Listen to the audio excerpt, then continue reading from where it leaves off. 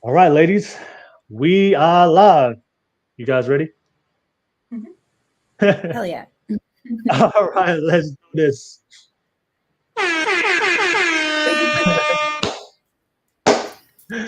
What's up, everybody? We are live. Welcome to another session of the Gov Club podcast. My name is Will. I'm the host of this show, the number one Polynesian podcast in the world. Oh, wow, let's get it on. We have a great show for you guys tonight. As you guys can see, we have some beautiful witches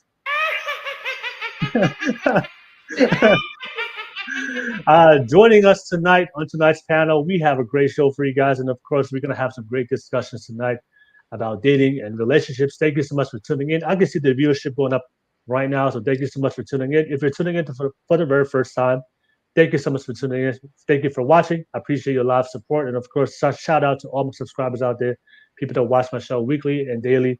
And of course, people that support my channel. Thank you so much for all the love and support. If you appreciate the content, appreciate the weekly shows I put on for you guys, smash and press that like, subscribe button real quick. Don't forget, I do have a disclaimer for everybody out there under the age of 18. This content is not suitable for the children under the age of 18 without adult supervision. Please be advised. Please be advised, we're going to be having some mature adult conversations about dating and relationships. So just in case you're under the age of 18, I need you to go to sleep because I know we're streaming right now from YouTube, Twitch, and Facebook. So I know there's a lot of young people on Twitch. So just going to put that disclaimer out there. Of course, this is a public show. So if you're watching this for the very first time, thank you so much for watching. But like I said, I always appreciate your feedback on the live comments. Definitely let me know what you guys think. We're going to talk about a variety of different topics that we're going to bring up tonight and discuss with this beautiful lady. So I always appreciate your 2 cents, what you guys think, whether you agree or disagree. Post it in the live comment. Let me know what you guys think. And of course, let's get that live chat popping, y'all. Let me know where you guys tuning in from, and let's get this started. Don't forget, this is a public show, so if you're not familiar with my podcast, I always like to invite people that's part of the audience to jump on with us on these discussions. I'm going to post the public link on the live chat on YouTube. So if you're watching this from Twitch, if you're watching this from Facebook, you have to come to YouTube and click on the live link on YouTube. So yeah, so I appreciate you guys. I always want to invite you guys. We do have a lot of space to join on for tonight's show, so definitely want to invite you guys. Whether you agree or disagree, I know there's a lot of supporters out there, but I also know I have a lot of haters out there. How dare you? To all my haters out there, whether we agree or disagree on these topics, I'm always open to have a conversation with you, and I definitely like to have a debate with people who disagree and find out why you disagree. So let's have an open conversation. Thank you so much. I see you two wonderful on the live chat. Said, hey everyone, would the ladies on the panel provide a general horoscope or tarot reading? Oh, wow, we can definitely do that. We can definitely do that. I have a deck next to me. I do so too. I love it. All right. So, but we need some volunteers. We need some people to jump on here and get a tarot reading. So, too wonderful. Maybe you should jump on the live link when I post it, and one of these beautiful ladies can read out your future for you. Nevertheless, thank you so much for too wonderful being on the live show on the live comment. Thank you so much for you guys. Don't forget the super chat donations. Always appreciate you guys financially donating to my channel. Every single donation will go into my podcast to give you guys better quality content. Of course, I'm launching my podcast studio by end of this year, and I'm gonna be having live in studio podcasts. So every single donation will be reinvested back to my content to give you guys better quality content. And of course, I'm launching my studio. So thank you, shout out to everybody donating with your pockets to support me on my YouTube journey. Thank you so much. And I see too wonderful with the laughing emoji. Think about it, too wonderful. Hey, think about it if you want to jump on and have your a general horoscope or tarot reading. But nonetheless, that's pretty much all my YouTube stuff. Shout out to everybody in the live chat. And first and foremost, just want to say to the beautiful ladies, thank you so much for taking the time to be part of tonight's show. I'm excited to have you guys on here and have some great discussions tonight. And of course, share. You guys get to share your perspective as witches as well. But nevertheless, ladies, I know a lot of people watching this right now. They may not know who you are. So can you give everybody a quick introduction? Your name, your age, what do you do, what's your relationship status? And I'll start with you, Katy. Katy, go ahead and introduce yourself real quick. Hi, I'm Katy. I'm a Midnight Witch on Instagram and TikTok. I have a small business where I sell crystals. I do Reiki, tarot, and advanced energy healing. I'm also trauma sensitive. So I try to work within people's means and meet them where they're at. I do in-person and remote one-on-one Zoom. You can book with the link in my bio that you can find on my social media pages. And I'm just here to have a really great time, great conversations. And I'm so happy to be here with Ashley. She's actually one of my mutuals on TikTok, and I love her so much. So I'm excited to be here. No worries. Thank you so much, Katie. And then Katie, what's your relationship status? Oh, I'm taken. I've been in a relationship for 5 years, and I'm also 24 years old. All right. Shout out. Keep it up. Keep it up. Keep it going. Thank you so much. All right, Katie. Thank you. I'm excited to have you on. Very grateful to have you on tonight. No worries. And last but not least, Ashley, go ahead and introduce yourself real quick. Yeah, so I'm Ashley, also known as Fairy Tarot Goddess on TikTok and Instagram. I'm 27 years old, currently living on the island of Maui, and I'm single, which sucks, dating on an island and being single. But I do a lot of work as a professional tarot reader, and I'm also a freelance writer. So I do a lot of writing assignments about like Hawaii and travel, food, all those sort of fun things. But yeah, my passion is definitely tarot reading though. And I'm grateful to have this wonderful platform to be able to share that with people. So yeah, that's a little about me. No worries, no worries. Thank you so much, Ashley. And if you're watching this from the live chat, you have some issues with your dating and finding your future partner, maybe Ashley could help you on a future tarot reading. So click on that link. I'm gonna post. I'm gonna click on that.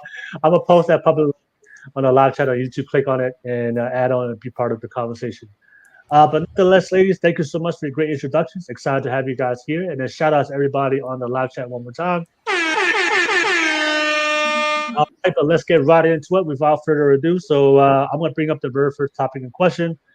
This was a video I saw that was going viral on YouTube, and I'm going to play it real quick, ladies, and I'm going to get your reactions, and then we can kind of open up for the discussion and the topic that's related to the video. So, ladies, I'm going to put you guys on mute real quick just to make sure that the video sound quality is better for the audience. So I'm going to play the video. It's about 59 seconds.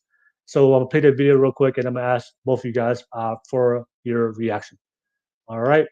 Dominant man. All right. So I'm going to play it right now. Do you prefer submissive or dominant men? When a guy's more dominant. Both. Submissive. Dominant. Dominant men? Dominant. Bit of both.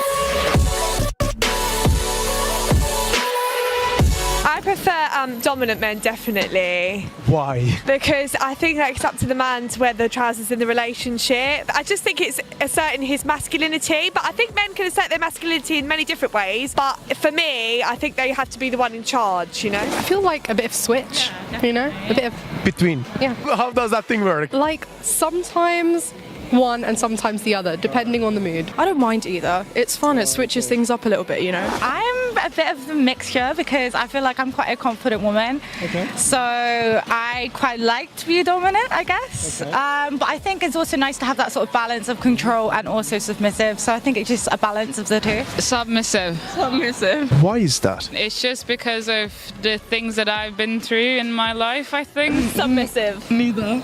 They should be submissive. They should bow down to me.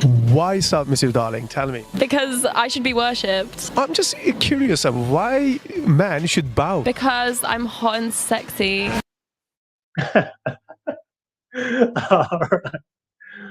All right. So yeah, that was a video I saw that was kind of going viral on YouTube. You know, there's a lot of people in the comments, men and women that were discussing this, whether you like your men submissive, whether you like your men dominant. You know, it's an interesting conversation to have, especially in this modern world. So let me ask you, ladies, you know, what's your reaction to the video, and of course, what's your question to the topic? You know, do you prefer your man to be dominant or submissive, or be worshipped, like that last one? Do you want your man to worship you, or do you find it attractive when he's very, you know, dominant and, you know, takes control as a leader? But I'll start with you, Ashley. What do you think, Ashley? Oh, let me put you off mute. Go ahead. My first reaction to the video was like, oh my gosh, this is like dripping in heteronormativity and like gender roles. But I liked how it like progressed into this more eclectic mix of answers. So I was happy to see that.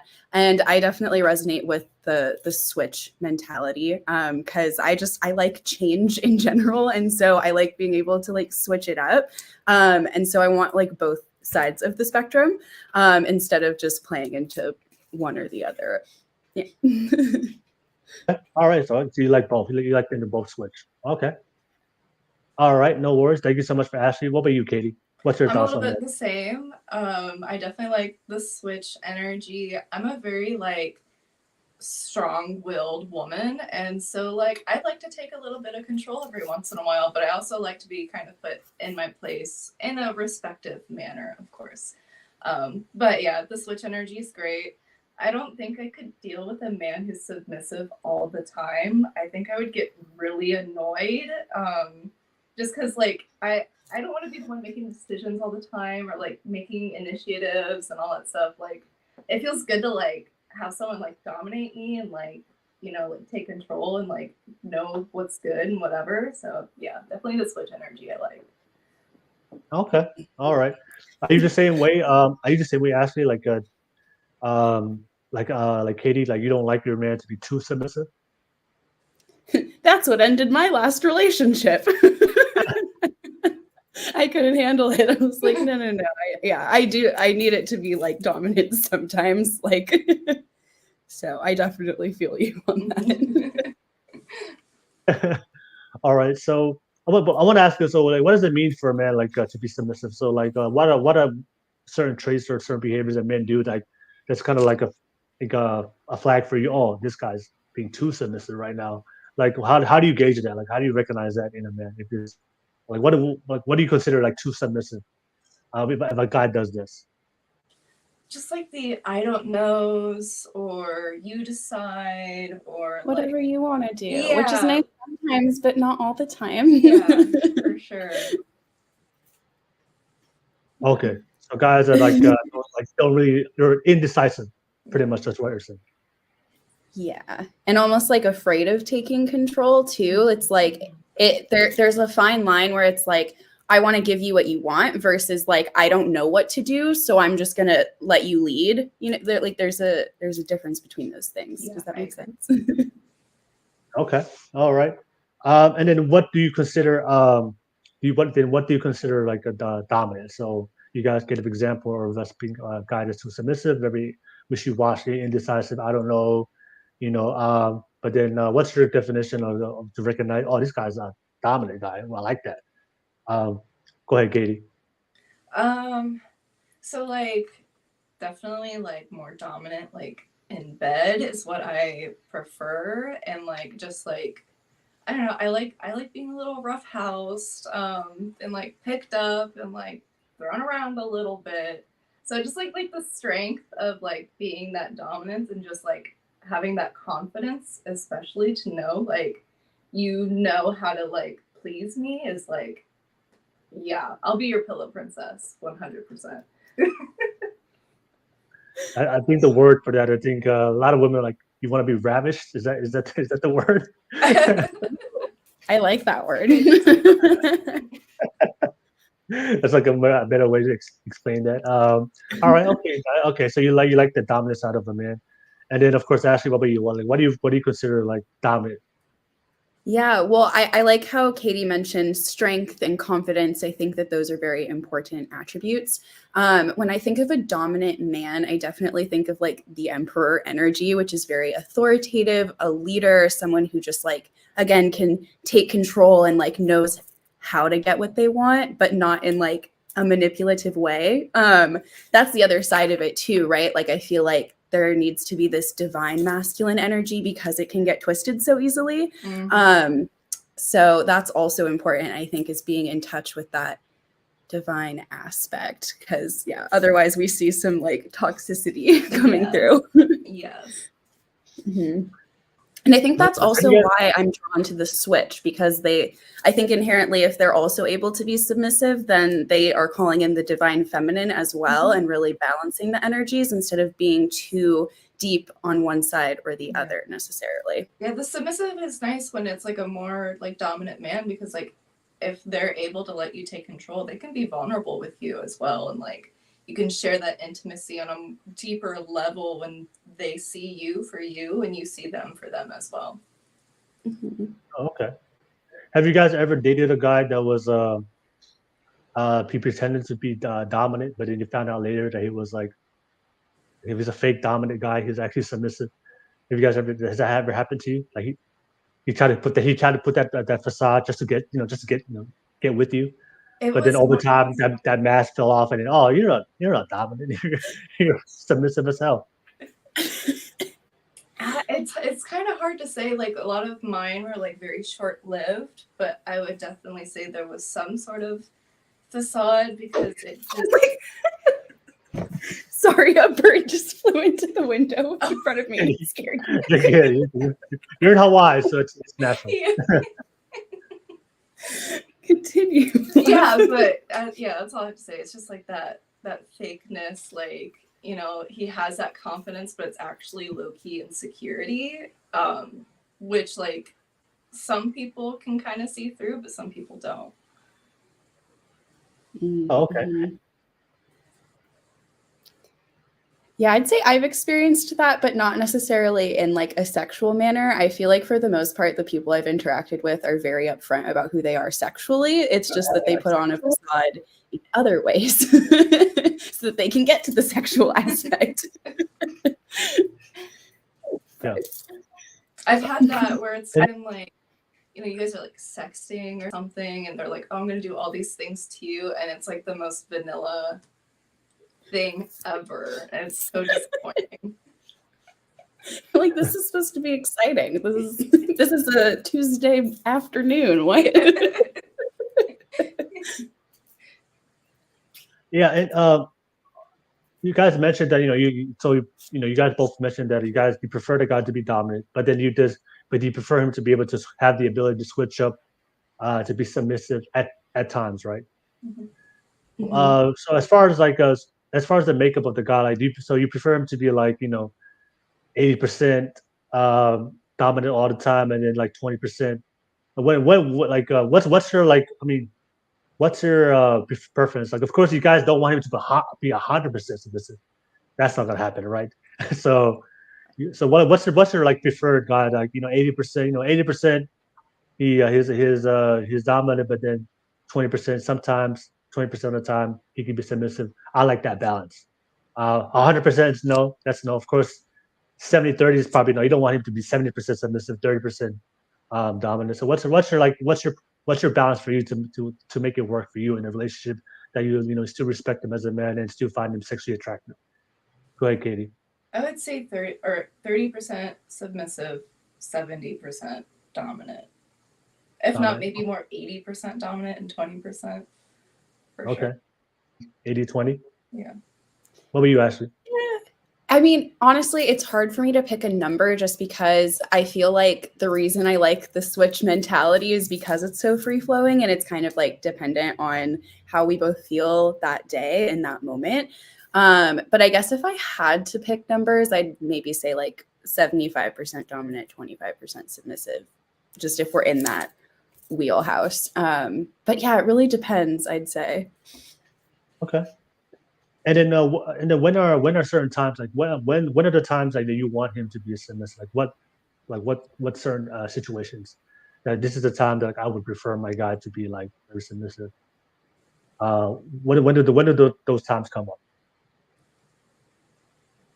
I would say with more like emotional intimacy, submissive, so like you can be open and I can like draw the conversation to like have that that openness and that vulnerability, but also like when it comes to like, I like to make the plans as well. Sometimes I like to have my way. I like to have things go a certain way as well with like dates or activities that we like to do. Like I want to plan things, but I also want them to like, take initiative and plan things that they know I'll like, and vice versa.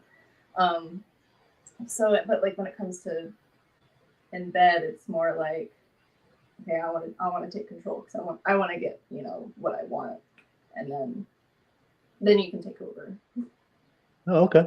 All right, no worries. All right, fair enough. And then Ashley, like, if you like, when are the times that you prefer him to kind of switch up and go to that submissive side? Yeah.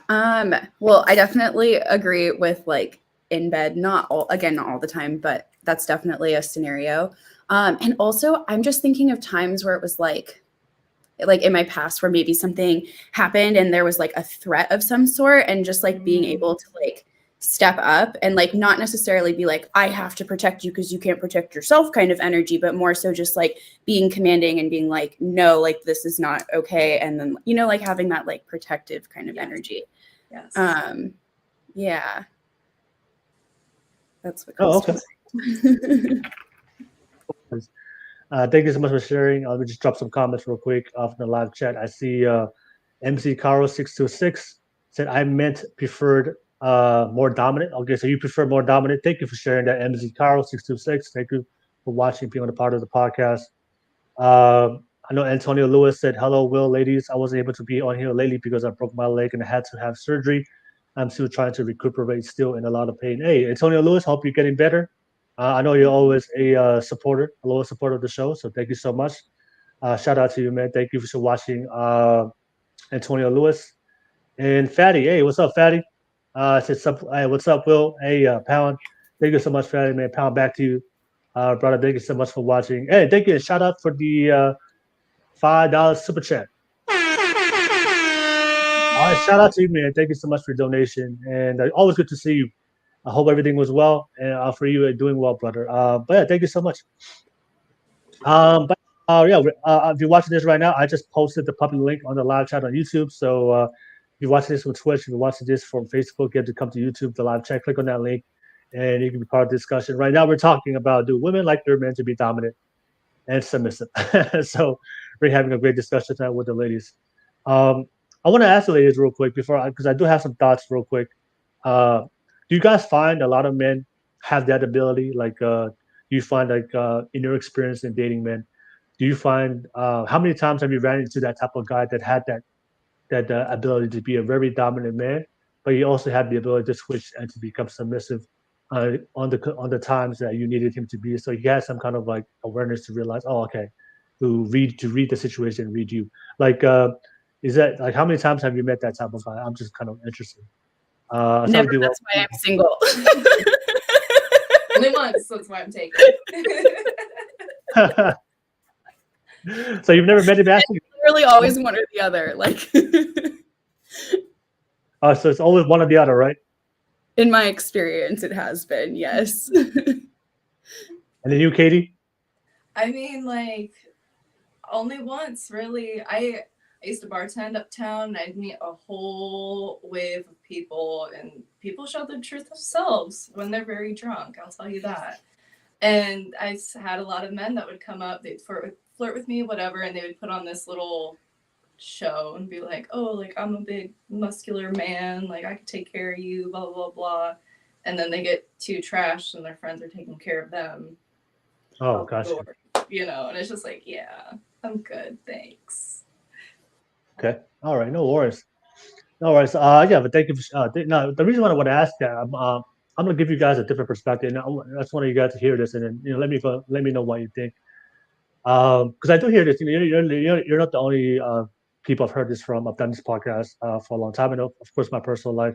I've heard a lot of my good friends, family members and friends, especially the women, they will say, do you want a guy that's dominant, but then at the same time, you want them to be submissive.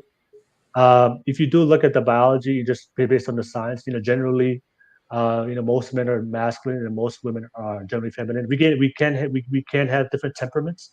So there are some men who have feminine temperament. There are some women that have a masculine temperament. So we do share both the masculine temperament and energy, but we generally at our core, I think for most women there are feminine and most women are masculine. But if a man is going to be, if a man is masculine, to be assertive, to be confident, to be a good leader, to be very decisive, to take care of you, to be a good provider, protector for you as a woman and his family. I don't think there's a switch. I think when it comes to our temperaments and when it comes to masculine and feminine, I think I think there's either one or the either. I think the notion or the idea that we can do both, I think that usually comes from a more modern ideology that we hear on modern times because of the equality that we see in America and Western society, that both men and women are equal, and we can do the same things. But I think sometimes when we have those type of conversations, oftentimes we leave out the biology, that we're different biological. Even though I do believe that we are equal as human beings, human rights and human value. But as far as our sexual attraction, as far as our biological differences, I think if a man's masculine, he's generally going to be masculine all the way. If a woman's feminine, she's going to be feminine. But sometimes there are men who are masculine, but they're very feminine, and then those are the guys you guys meet, and they're like, ugh, all right. But then there's some women out there that are feminine, but they're very masculine. But I think what you guys are talking about when it comes to submissiveness, I think based on my conversation, when I do hear from women, they want a guy to be submissive. I think we're just listening to a lot of women and breaking down, I want a guy to be able to understand my feelings, to be affectionate, to be considerate, to be able to listen, to communicate. I think when women say you want a man to be submissive, I think you want your man to be dominant, because you guys both made it clear you want a man to be dominant. You guys find that very sexually attractive in a man. But I think what you guys would consider submissiveness, I would say that's a man that has emotional intelligence and has the ability to communicate, because there are a lot of men out there, I would agree, that they don't know how to communicate, and they lack, zero emotional intelligence. So I think what most women want is a masculine dominant man, but you want him to have emotional intelligence, that to know, oh, there's something going on with a woman right now. She needs my affection right now. She needs me to talk to her, to communicate with her, and to find out what's going on with her. And I think that's what most women want. Because I don't think women want submissiveness, because you guys both mentioned, you don't want a guy to be too submissive because you lose attraction for him.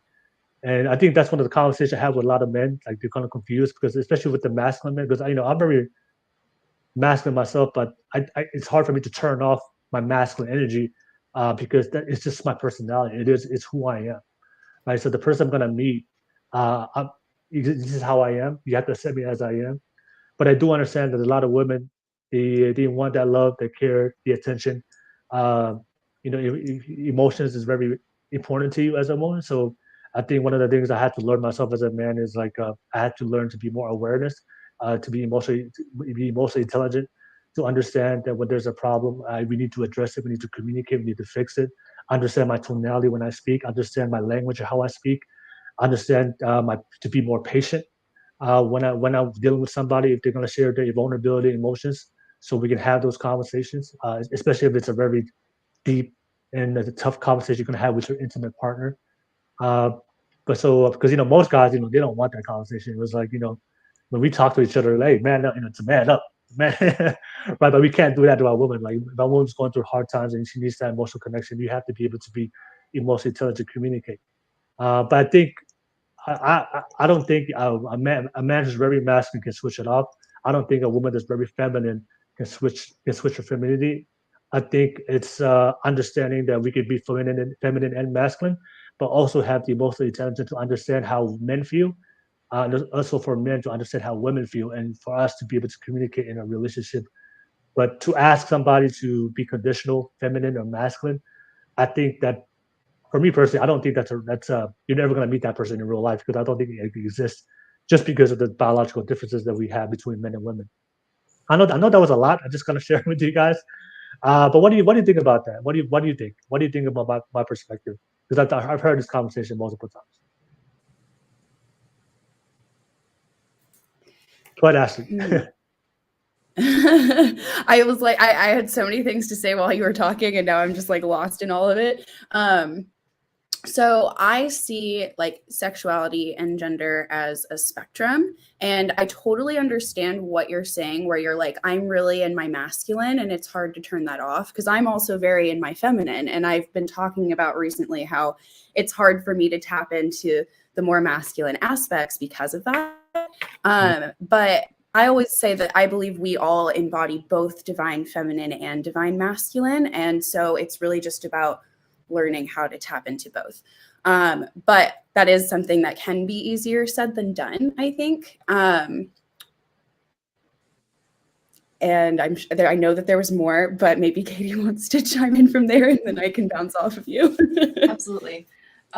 So same, I agree, like it's very fluid, I think. And here's my thing. I have this aspect of myself spiritually where I believe that what we perceive in a society as what's masculine and feminine is completely different than what it is spiritually, what it means to be tapped into the divine masculine and feminine. Because the divine masculine is actually very nurturing, caring, taking care of things as well. But in the divine feminine is more like standing your ground, all this other like powerful, upfront, fierce energy. So like I feel like people have a hard time really trying to tap into those energies because they don't understand what they fully mean.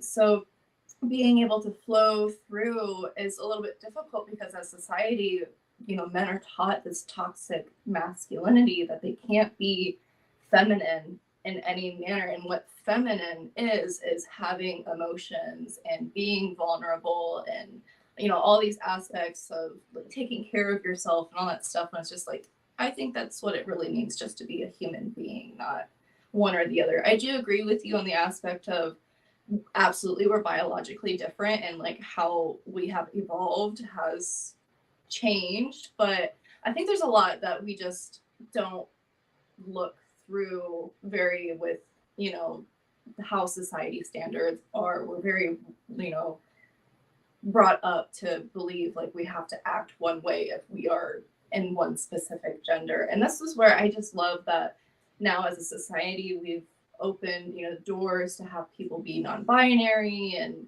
go by they them pronouns and being able to be gender fluid and be who they absolutely are and embody whatever energy that they want to be, just so that they can understand themselves better and be able to present that to the world and have more authentic relationships. And I wish more people would kind of like take on that exploring of themselves to just really feel what feels right for them, whether that's masculine and feminine or a little bit of both. Okay. All right. No worries. I there's for me it's just like when it comes to like the different biological traits, I think for me it's just it's just more on like the biological level. There's certain things that men naturally innately have, and then there's certain traits that women are naturally innately have. So like women, for the majority of women, there's always exceptions, but there's majority of women are more naturally caring, loving, compassionate. As far as expressing their emotions more than men, and then men tend to be more assertive, confident, more ambitious, just as far as their personality. And I think I do agree we do have both, but I think at our core, at our very core, like there's a primary femininity. So even though as a man, like you said, I'm nurturing, caring, loving too, as a man, but I think there's a different ways that we show it. I think as a man is like as a woman, if you're nurturing, caring, and loving, you will show that through affection, through compassion, through kindness. I think for me, for a lot, if I'm the way I show I care and nurturing somebody is like I want to provide and protect you. So if I really care about somebody, I would take that responsibility. Oh, I really like this person, but it's my brother, my sister, and I like this woman I'm attracted to. I want the responsibility to provide for her, take care of her, and then if need be, die for her. I'm willing to do that. So I think it's both. I think we can express both feminine and masculine. But if somebody to their core is gonna be masculine, I think it's just they're gonna be masculine. And then if a woman's gonna be feminine, they can be a woman. We can have both. But I think when it comes to sexual attraction, the conversation we have right now, I think that our biology, we're always going to be sexually attracted to the opposite. So if a woman's feminine, even though I think you, Ashley or Katie, I think Ashley, you shared at certain times that you are very independent and you're very masculine at certain times to be independent for yourself, for your life. But as far as like what we look for the opposite sex, we're always going to be attracted to the opposite, which is femininity or masculinity. So even though for myself, do I have some feminine traits? Of course, we all do. But to the core of my being, I'm masculine. I'm always going to be attracted to femininity. And I think both of you guys mentioned before, like even though you guys have both divine and feminine, but to your core, because you're feminine at the end of the day, just from a biological perspective, you're very attracted, sexually attracted to a masculine guy. You know, hence you guys said 80%, 75%. And I think that's where, and I think that's because I've heard that conversation before. Is like we have the spectrum of both, but then when it comes to what we are sexually attracted to, it's usually leaned to one side of the spectrum. So what do you guys think about that? I have to disagree with that. And I think that you're coming from your perspective of being a heterosexual man. I am a pansexual woman, and I am attracted to masculine men, yes, but I'm also attracted to feminine women.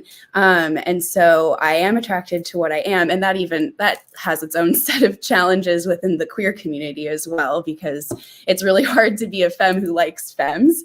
But so I'm attracted to both sides of the spectrum. So I think it's really on an individual basis, right? And so what you're speaking is truth, because it's your truth, right? And then it's like what I'm speaking is my truth because it's my truth. And so I think it's just something that's so individualized. We can't really say like all women like dominant men, because like each woman's going to be different. Each man is going to be different. So it really it comes down to the person, right? I totally agree. And I'm a bisexual woman, and I'm on that same spectrum. I love femininity. You know, I've chosen the heterosexual route, but I still have that attraction to the complete opposite end of the spectrum. It doesn't change just because I chose one versus the other, you know? Yes, Okay. you are still bisexual even if you are with a man. Yeah. So I can kind of understand you guys a lot better, because you guys are both you're pansexual, you're bisexual. So maybe for a heterosexual perspective.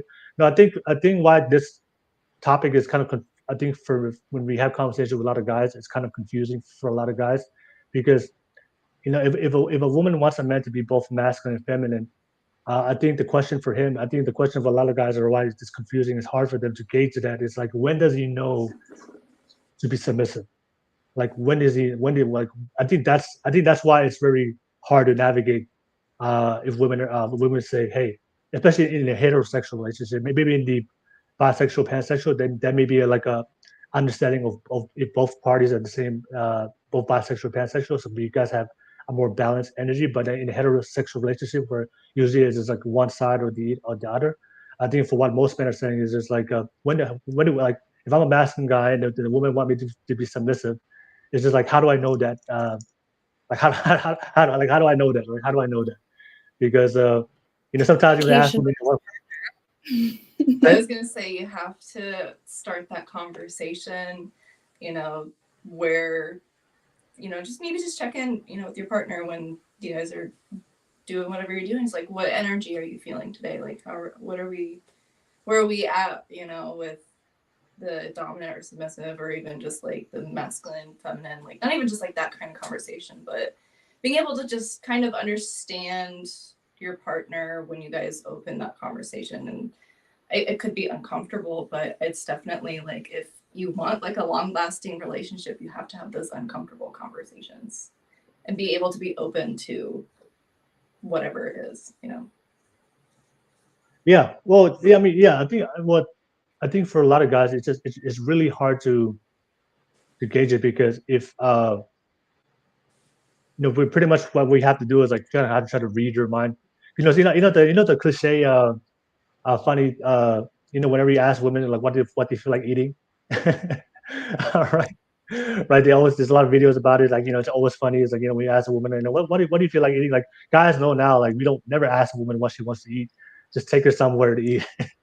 All right, because it's and that's like the great example is like, I think that's the difference. I think that from just talking to a lot of guys, it's really hard for us to gauge when do you want us to be submissive, because if we kind of make the wrong mistake or make the wrong move at the wrong time with the wrong situation, then maybe we come off too submissive, and then she's like, you know what, this guy's very too submissive, and he might lose attraction. Or if he does, maybe if it's too dominant at certain times and not too submissive, then she may consider him too dominant or too controlling, and then he would lose in that situation as well. So I think that's why they had that video was going to go viral, And then if you read the comments from that video, it's just for the guys. It's like, man, like we don't know, because we know if when to be submissive, when not to be when to be dominant. Because if we do it at the wrong time, she may say, "Oh, this guy's too submissive. I don't like that," and she's unattracted. Or if you don't show that submissive at the wrong time and you're just always masculine all the time, then she's like, "Oh, this guy's too masculine. He's not showing any submissive side.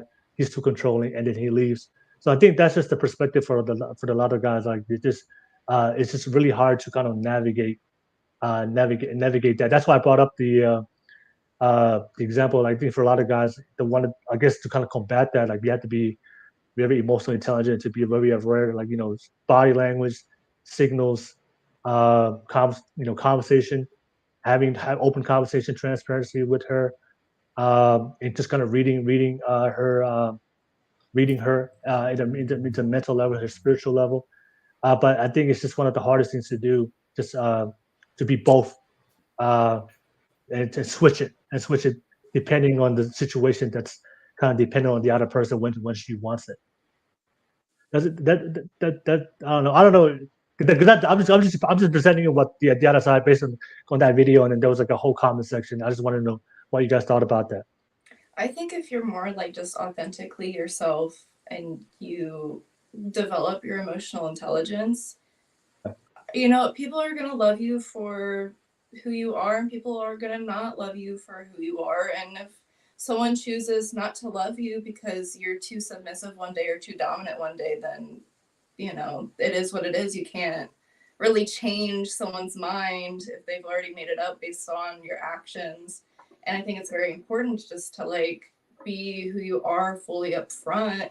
And then if, they don't like you for who you are, don't try to change that. Just be who you are and find someone that will mend with you and love you for who you are, Okay. All right. No worries. Ashley, anything you want to add on? Not really. I like the way that you worded that just now. Yeah, I feel like there's like this sense of trust between partners, right? Where it's like you can again be your authentic self and don't feel like you have to navigate per se. Because it's like you can just be open and honest with your partner, right? And it's like you have to have that foundation in order to progress a relationship. So yeah, I guess it's just important to establish that first. You can feel comfortable asking if you need to, right? If you're not sure what your partner needs in that moment, like not feeling like, oh, I have to figure this out. And like, I'm picturing like the meme with all the calculations going on,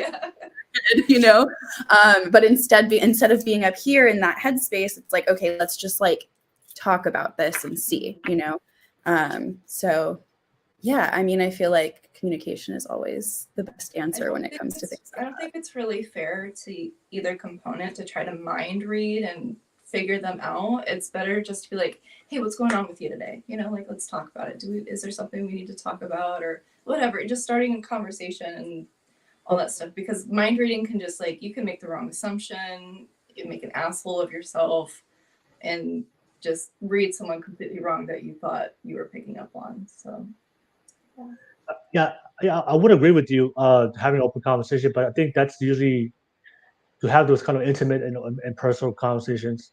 I think that usually when you have like invest into a long relationship, I think that's when you guys have been seeing each other for a while. But say if you met them in the very beginning, say the first 2-3 weeks, and you're still trying to like make sure like you guys can build something for the long haul, it's hard to have those like those conversations up front, maybe too early, too forward, to kind of just have that personal conversation in the beginning.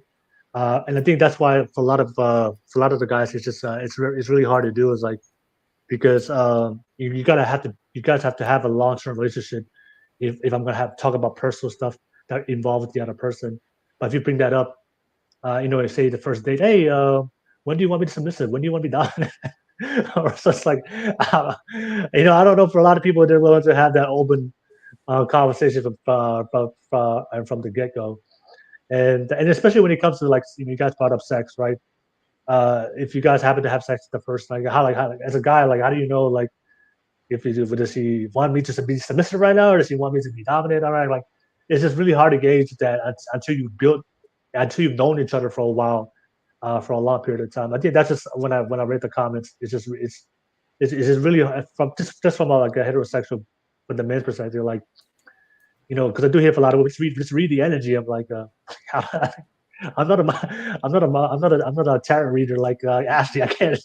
I know. I was gonna say it is kind of funny to hear it from like my perspective, just because like I am very intuitive and good at reading people. So I can't imagine going through life in like a way where I don't have that ability. So I'm definitely grateful for that. No, and I would say this: women, biologically, women are more socially calibrated than men. So you guys are better socially to read each other. As far as you guys are like very aware of changes, but I think for the average man, like we suck as far as our social skills. So it takes us a while to build that in, and of course we mature later. Women mature faster than you guys. So for the average guy, he's just like, oh, what do I do? So that's why it's kind of confusing. I think it's quite confusing for a lot of guys. And I think personally, like for me, it's like when I talk to men and they have those situations, like I think it's just easier to navigate. Just find somebody that just prefers it. If you're a masculine guy, just there's a lot of women out there who are very feminine and they just want a guy that's masculine. And if you're a very feminine woman, you want a masculine guy, just find a guy that's masculine. But if you want both, which is possible, I think they're out there. But I think for me, it's really hard to find, and that's why I asked you guys, have you found those people? Because me personally, I haven't met a woman or man that had both. And if there was a guy that had both, it wasn't because he was very submissive or he had the feminine energy.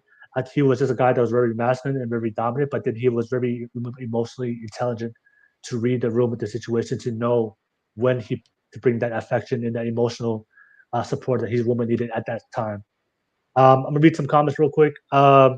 GZDR4EV said, when the two witches are intimate with a guy, do they introduce elixirs and potions to make the guy submissive? Let's talk about sex magic. Yeah. I'm so ready.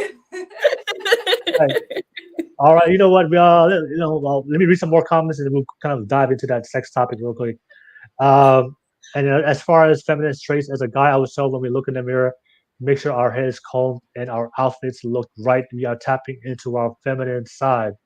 All right, thank you, GZDRV. Thank you so much for sharing your thoughts. All right, and then Drolic said, feel the energy, guys.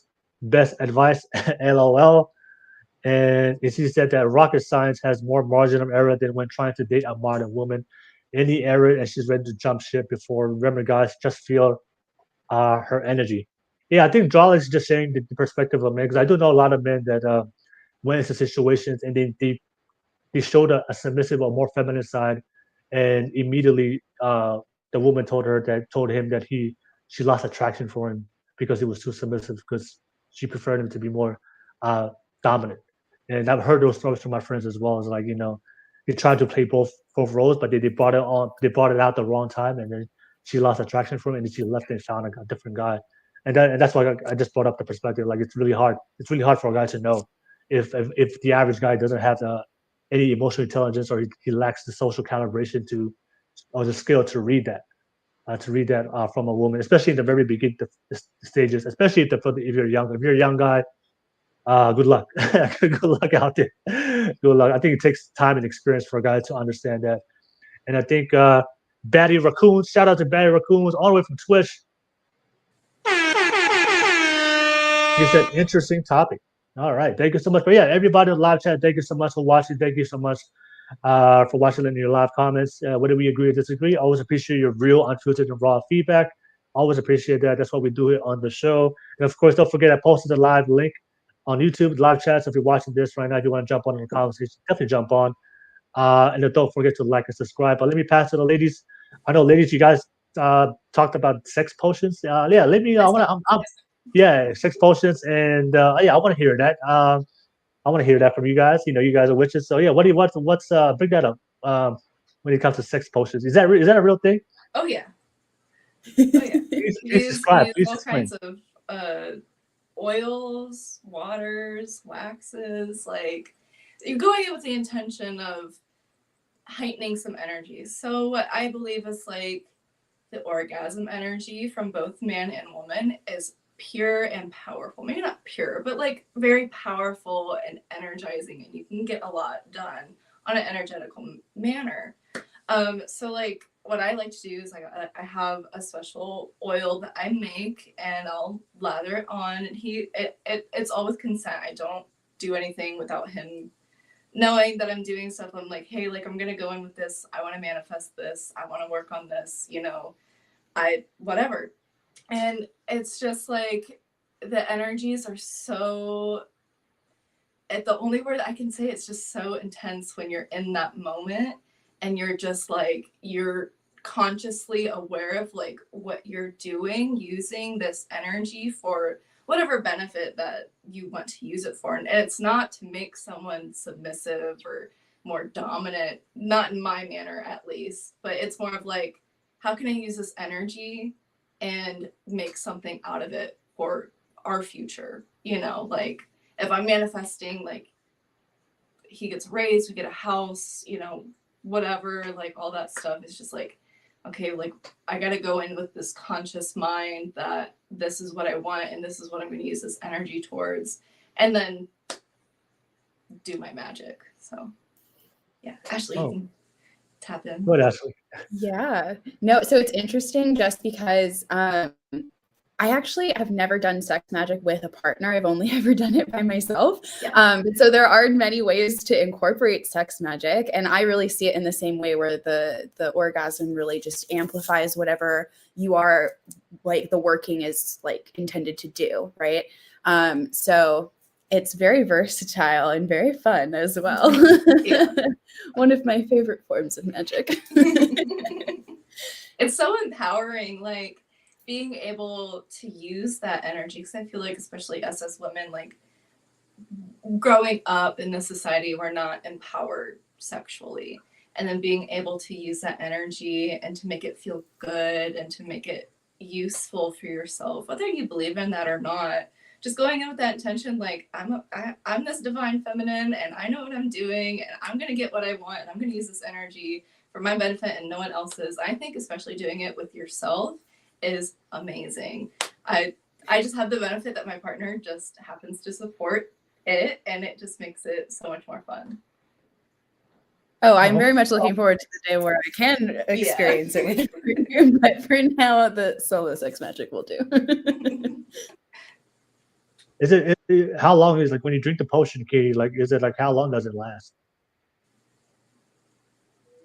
Probably until I orgasm, and then I'm like tapped out. So you just use it and then once you orgasm and then the potion wears off? I wouldn't say it wears off, but it's just like I'm finished doing what I'm doing, and I'm gonna let the universe kind of take control at that point. Oh wow. Yeah. Oh, okay. All right. Yeah, so it's still working. It's just like the active participation in the spell is. I put my energy in, and I'm done, and we wait to see results later. All right. And does it work for for any person? Does it work for any person or just? Yeah, if they believe in it, if it's something that they want to explore, you know, it works for people, and some people it might not work for them. So I say, like, if this is something that interests you, absolutely, like, look into it. Like, when I introduced this into my practice, it was like one of the most like best things like I've ever. And I was like, why did I wait so long? Why was I like not into this before? Yeah, and it's one of those things where it doesn't hurt to try. Yeah. Oh yeah, for sure.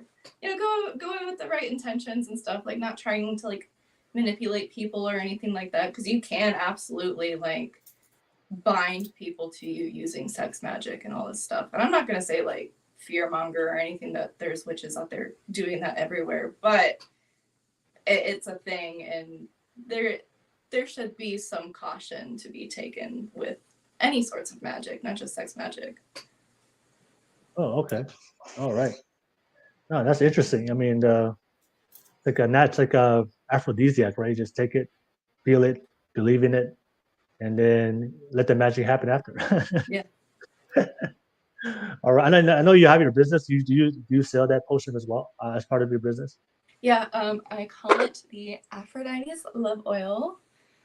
I use it every day, and it's part of glamour magic as well, just to like heighten your energy and like being able to just like have people like see me and love me, and being able to just like, I don't know, be able to like tap into that like badass feminine energy to just fully embody yourself and have that confidence, especially. It's on my website. I make it myself, herbal infused, all natural. Amazing. okay. I have to get some of that. Absolutely.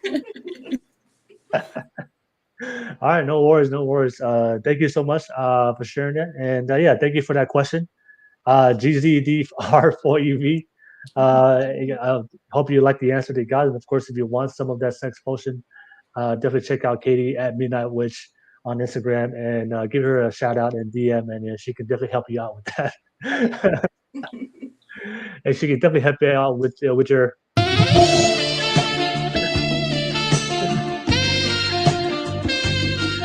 Get you feeling the mood. Get you feeling the mood. All right, no worries, no worries. Thank you so much. But yeah, ladies, let's bring up some of your topics and questions that you guys wanted to discuss on tonight's podcast. I'll start it off with you, Ashley. Ashley, what's your main topic and question that you wanted to bring up? And let's go right into it. Yeah, I wanted to ask about any love spells that you've ever cast, and how they turned out, if you have done one. I've done relationship strengthening spells. I've never really done I've done self-love spells. Absolutely. I love being able to just like take care of myself and be like, I deserve gentleness and love and affection towards myself and kindness towards myself. So, being able to have that self-love aspect and all that, like I use like bath soaks, oils, crystals and all that stuff. And then with like love spells, like there's candle magic I've done too.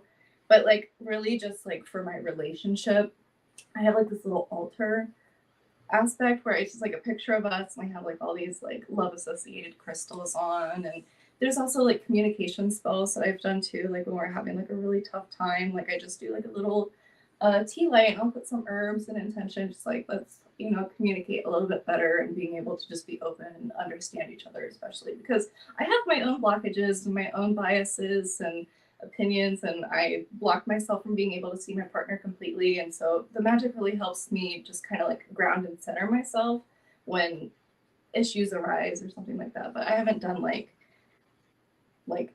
I need him to like fall in love with me spells. But I have noticed like when I do wear my oils, like when I used to bartend, I would get tipped better. I'd get complimented all the time. And like I would have like, it was like some things were like borderline obsessive. And I was like, okay, I need to like slow down with what I'm doing here.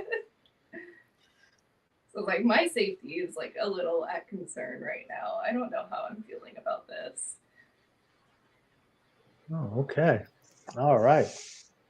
So you definitely actually next time when you get that shipment from Katy, definitely try it out and let us know what happened. Oh yes, I shall. It's amazing. I'm serious. All right. No worries. Thank you for sharing that, Ashley. But yeah, let me pass it on to you, Katy. Katy, what's your topic and question? Bring it up real quick and we kind of dive into it.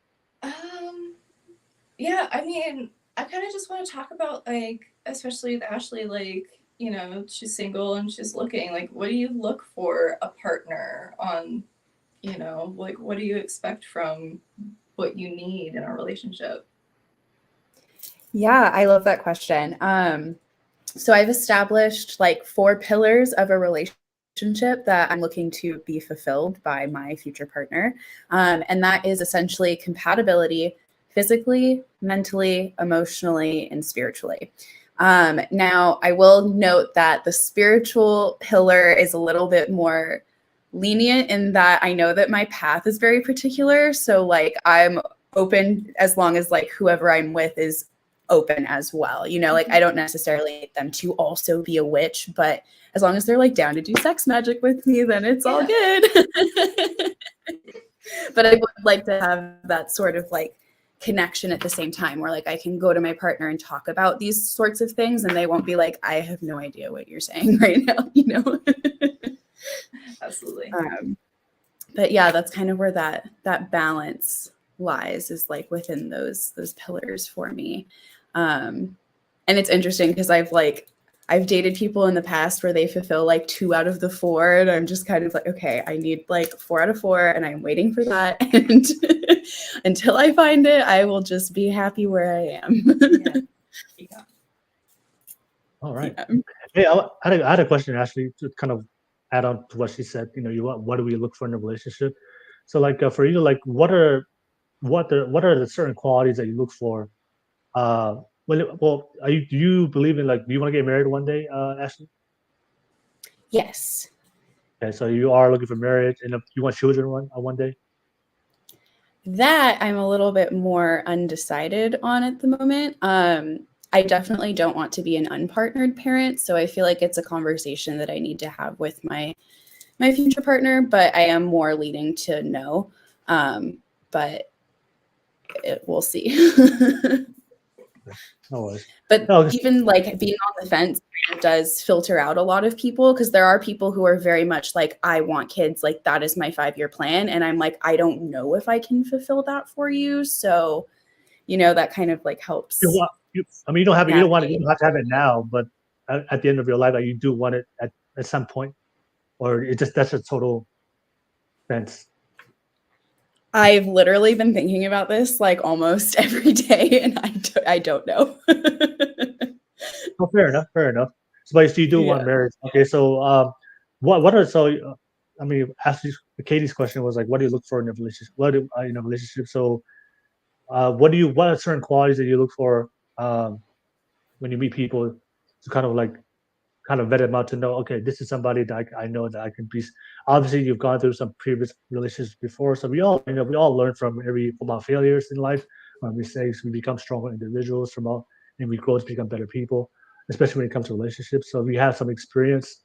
So what do you look for? Like, what are certain qualities that you look for to know, okay, this person is probably gonna be aligned, that they probably want long-term commitment, marriage one day, and that kind of separates that person from everybody else. Yeah. Well, I guess I'll just expand on the pillars a little bit.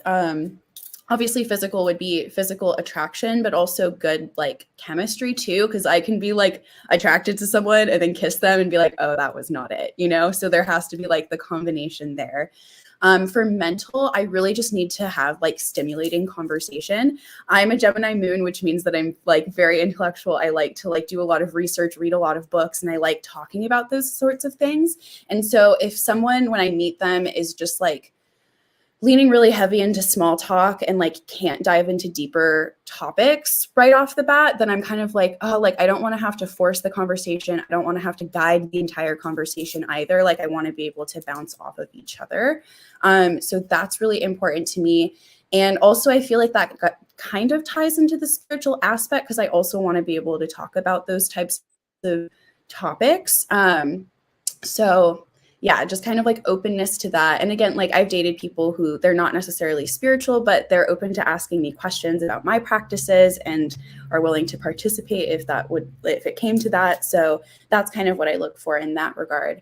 And then emotional is really just like vulnerability and not having a wall up, which I mean, obviously there are some times when you meet someone and like it's good to have a little bit of a wall up at first, right? And then you gradually kind of like climb that wall together. But if it's like right off the bat where it's like they're very open about the fact that like they're emotionally unavailable, it's like, okay, well, this isn't going to work out then. So really hard to find all 4. And then, I know, Katie, you brought up already that you're in a 5-year relationship. Mm-hmm. And I know you mentioned before the podcast, you're glad you're not in a current dating market right now. Honestly, modern is a travesty in America. So but you found a good guy. And what qualities when you met him that you realized like he's not like the rest of the other guys that you've met before in the past? Because like what made him stand out?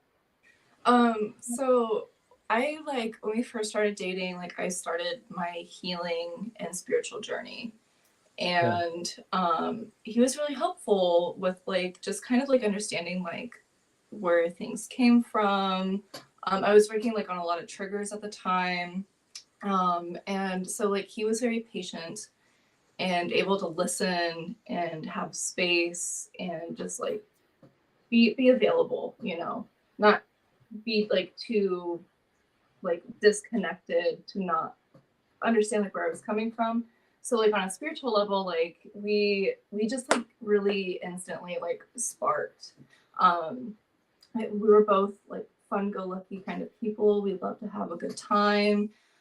He's a Scorpio and he has like 6 other Scorpio placements, super fucking intense, but also like ride or die energy. And I'm a Sagittarius and I'm optimistic. I like to have fun, but I also like my freedom, but I also love the aspect of like having that commitment in that relationship. Like I feel like Sagittarius get like a really bad rap for relationships, but it's like we don't commit to fakeness. Like we know what we want and we'll commit to you if you are who you are and we love you for that. So people are like, wow, you're a Sagittarius dating a Scorpio. I'm like, we are the best combination. Nobody can tell me otherwise. There's of course like the whole other chart aspect, but he just listens to me and he's open to my beliefs and my practices, and he'll give me little gifts for my own practices. Like he'll go out and find stuff and just give it to me. He's like, this made me think of you. I think you could use this. And I was like,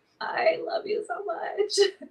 So it's just that thoughtfulness too. And yeah, I mean, just like very connected. And I do believe like, the divine feminine, the divine masculine. I do believe that he is like my divine partner or twin flame, that people, I don't really like to use that term because it's really mainstream and it kind of is like spiritual bypassy when it comes to like toxic relationships. People really like to use that term. So I don't like to, but divine counterpart, 100%. And like when we first like got together, things were really rough. For both of us, we were going through like a really hard time, and we were both just kind of really able to just understand each other.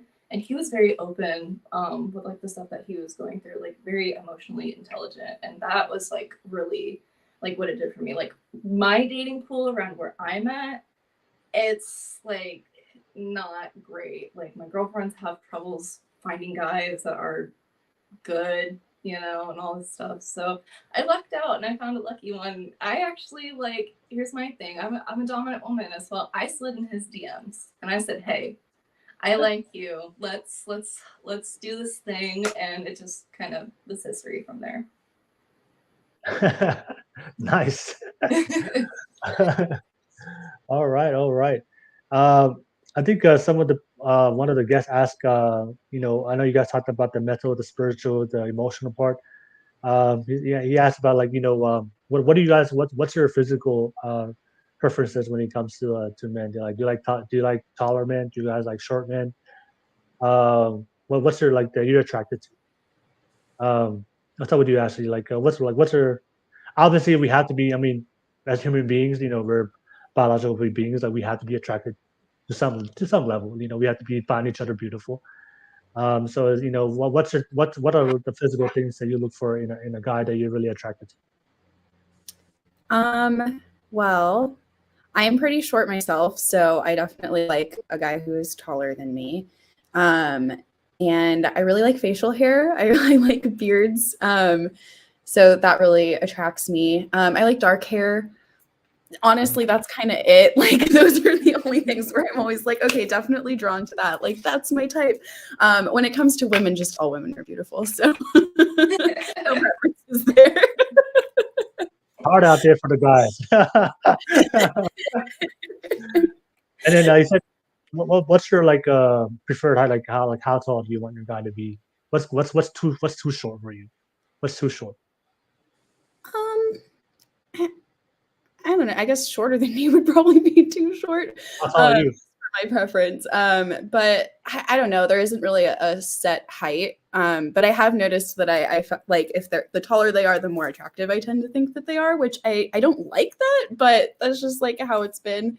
But also like as long as they're upfront about their height, because the amount of times that I have seen men lie about their height, where it's like, if you had just told me that you were 5'4", I wouldn't have given a shit, but you lied and said that you were 6 foot, and now you're trying to convince me that you're 6 foot when you're clearly an inch taller than me. Like,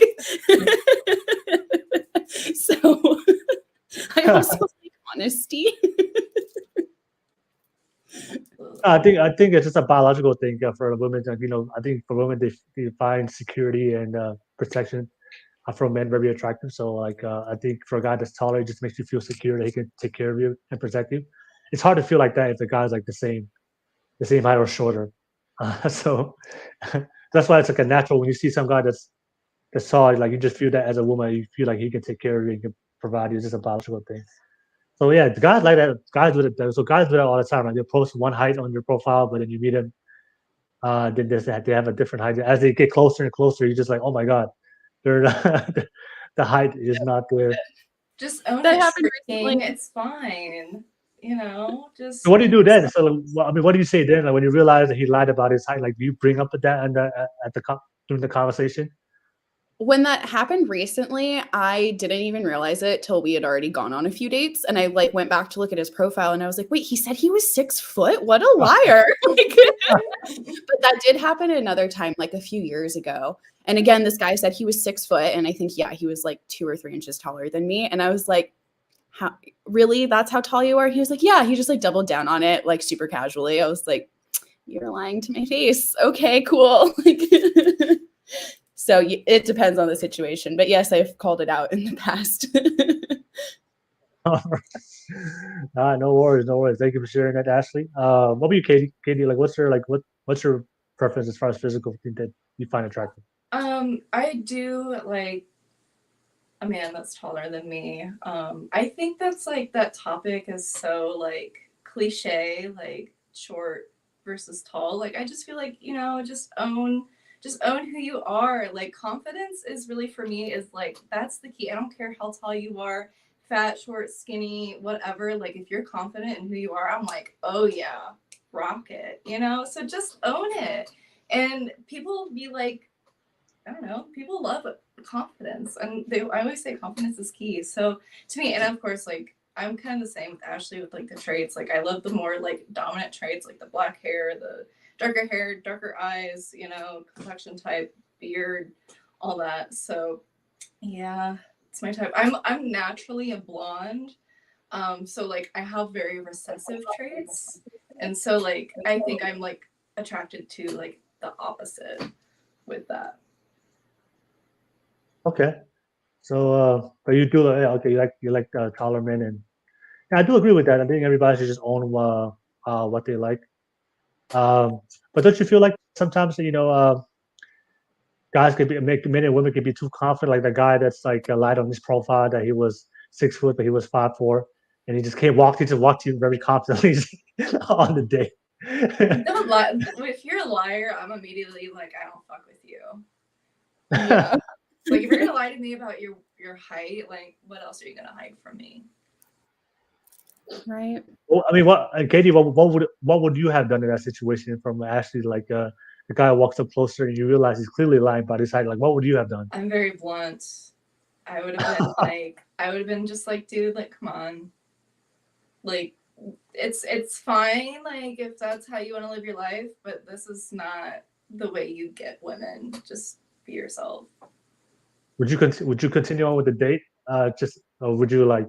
I mean, I wouldn't be like, oh, like we're done, like whatever. Like I would probably try to like give a chance to like redeem, Like I'm always one of those people. I love giving second chances, but if you fuck up the second time, sorry. Yes. Yeah, it's hard out there. No worries. Thank you for sharing that for everybody out there, Ashley and Katy. And just reading some comments real quick. I think GC said if a guy get her pregnant while under the influence of her potion, is he still responsible for child support? I think so. I think that's how the laws work. If you get somebody, It's hard to prove witchcraft in court. I'm sorry. the law doesn't care about how what influenced your decision. You made the decision. Yeah, it's still consensual. You can still control yourself if you're under the influence of witchcraft. Like, you can still wrap it up, you know. Does the potion magnify like the effects if you like say you drink multiple potions at the same time? Does that magnify the intensity? I would say so. Have you ever tried it? Like, have you ever tried like almost 2 or 3 all at once? Have you ever? Well, see, it's only externally. I've never like really drank anything. To like have that. Yeah, it's all externally. So Gotcha. External. Yeah. Oh, so if you like bathed in it, then man, that's gonna be one intense session. Yeah. It only takes a little bit, honestly. Just a few drops and we're good to go. All right, no worries. Thank you so much. Yeah. Thank you for everybody on the live chat. Thank you so much. And don't forget we have the public link on the live show. So I definitely would love to have you guys come on and have a conversation tonight. But hey, I wanted to ask you guys this question because I know you guys are both witches. Like, is there like a witch dating pool, or does that exist in modern society where all witches and the men who are witches? I do look. I went online to the witch TikTok and I saw those guys out there. They consider themselves witches or wizards or warlocks. So is there like a place where you guys can all meet and then date each other, or like I'm curious if that does exist. Go ahead and ask. Not that I know of, but that's a great idea. If there's an app developer watching this, make that, please. Because that would be really cool. People like become mutuals that are like spiritually, inclined, and they've made like wonderful relationships just based off the internet. So, but like a witch dating app, I would say hell yeah to that for sure. Not just for myself, but like astrology. Like there's something there. Like I have a feeling. Well, this is my opinion. I have a feeling even if they made a witch dating app, I have a feeling it wouldn't be a difference like the other dating apps because guys just go on there to pretend to be witches. Okay, that's actually I could see that happening because I met a guy semi recently and he was like, we were talking about spiritual stuff, and then at the very last second he was like, oh yeah, I just pretend to be spiritual to get the girls. And I was like, immediately just shut off. He was like, it was a joke. I was like, no, you just showed me who you really are. Like, I don't trust you now. Yeah.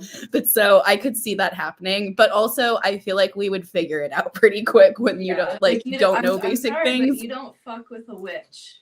We always find out whether our ancestors snitch on you or spirit guides are like, throwing us some tarot cards or just a little suspicious, like we know. Yeah, and that's the thing. We will do a tarot spread or look at the birth charts and realize pretty quick. Yeah. Give him a little test real quick. Give him a little test, skill quiz. See if he knows if he really knows what he's talking about. Yeah. But yeah, that's just for me. Like we know how guys are. Guys are. I mean, when it comes to sex, they'll do anything for sex. It's just the nature of a guy. But again, a witch is not the one you want to mess with when it comes to that. Yeah. So.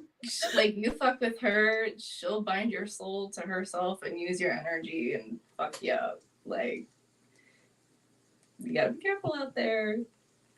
Be smart. Because I did a podcast before a couple of months ago with some witches, and then they talked about that. I mean, have you guys ever seen that happen before, where like a witch, something happened to her, and then like she, I don't know, did some like voodoo stuff or binding? I don't know what you guys call it, but did she do something? If she got her heart broken? Have you guys ever witnessed that before? Or not? I've seen people try to like manifest their ex back. Oh, wow.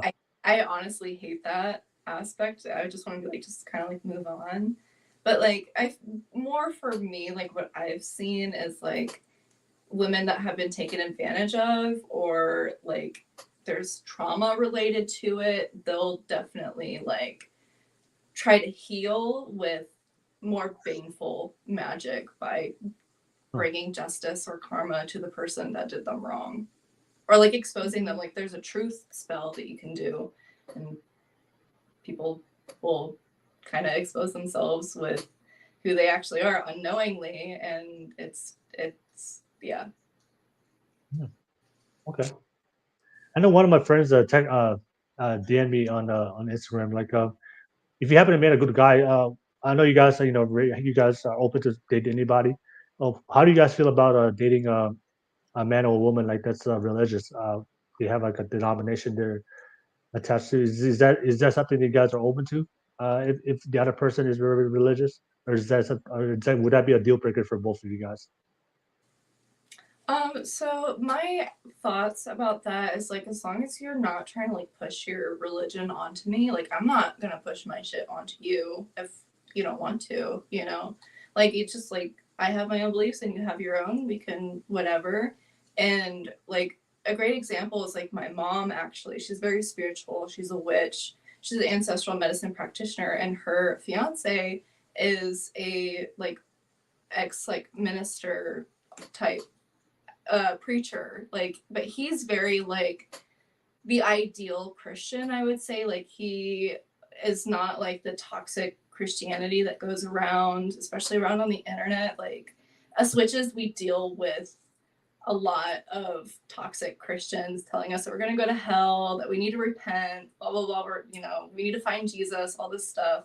And it's just like he's just open to it, and he loves that we have found our own paths and all this stuff, and is always just like open to have these spiritual conversations, because religion is spirituality in a sense. So like we're on the same page, we just believe in different things.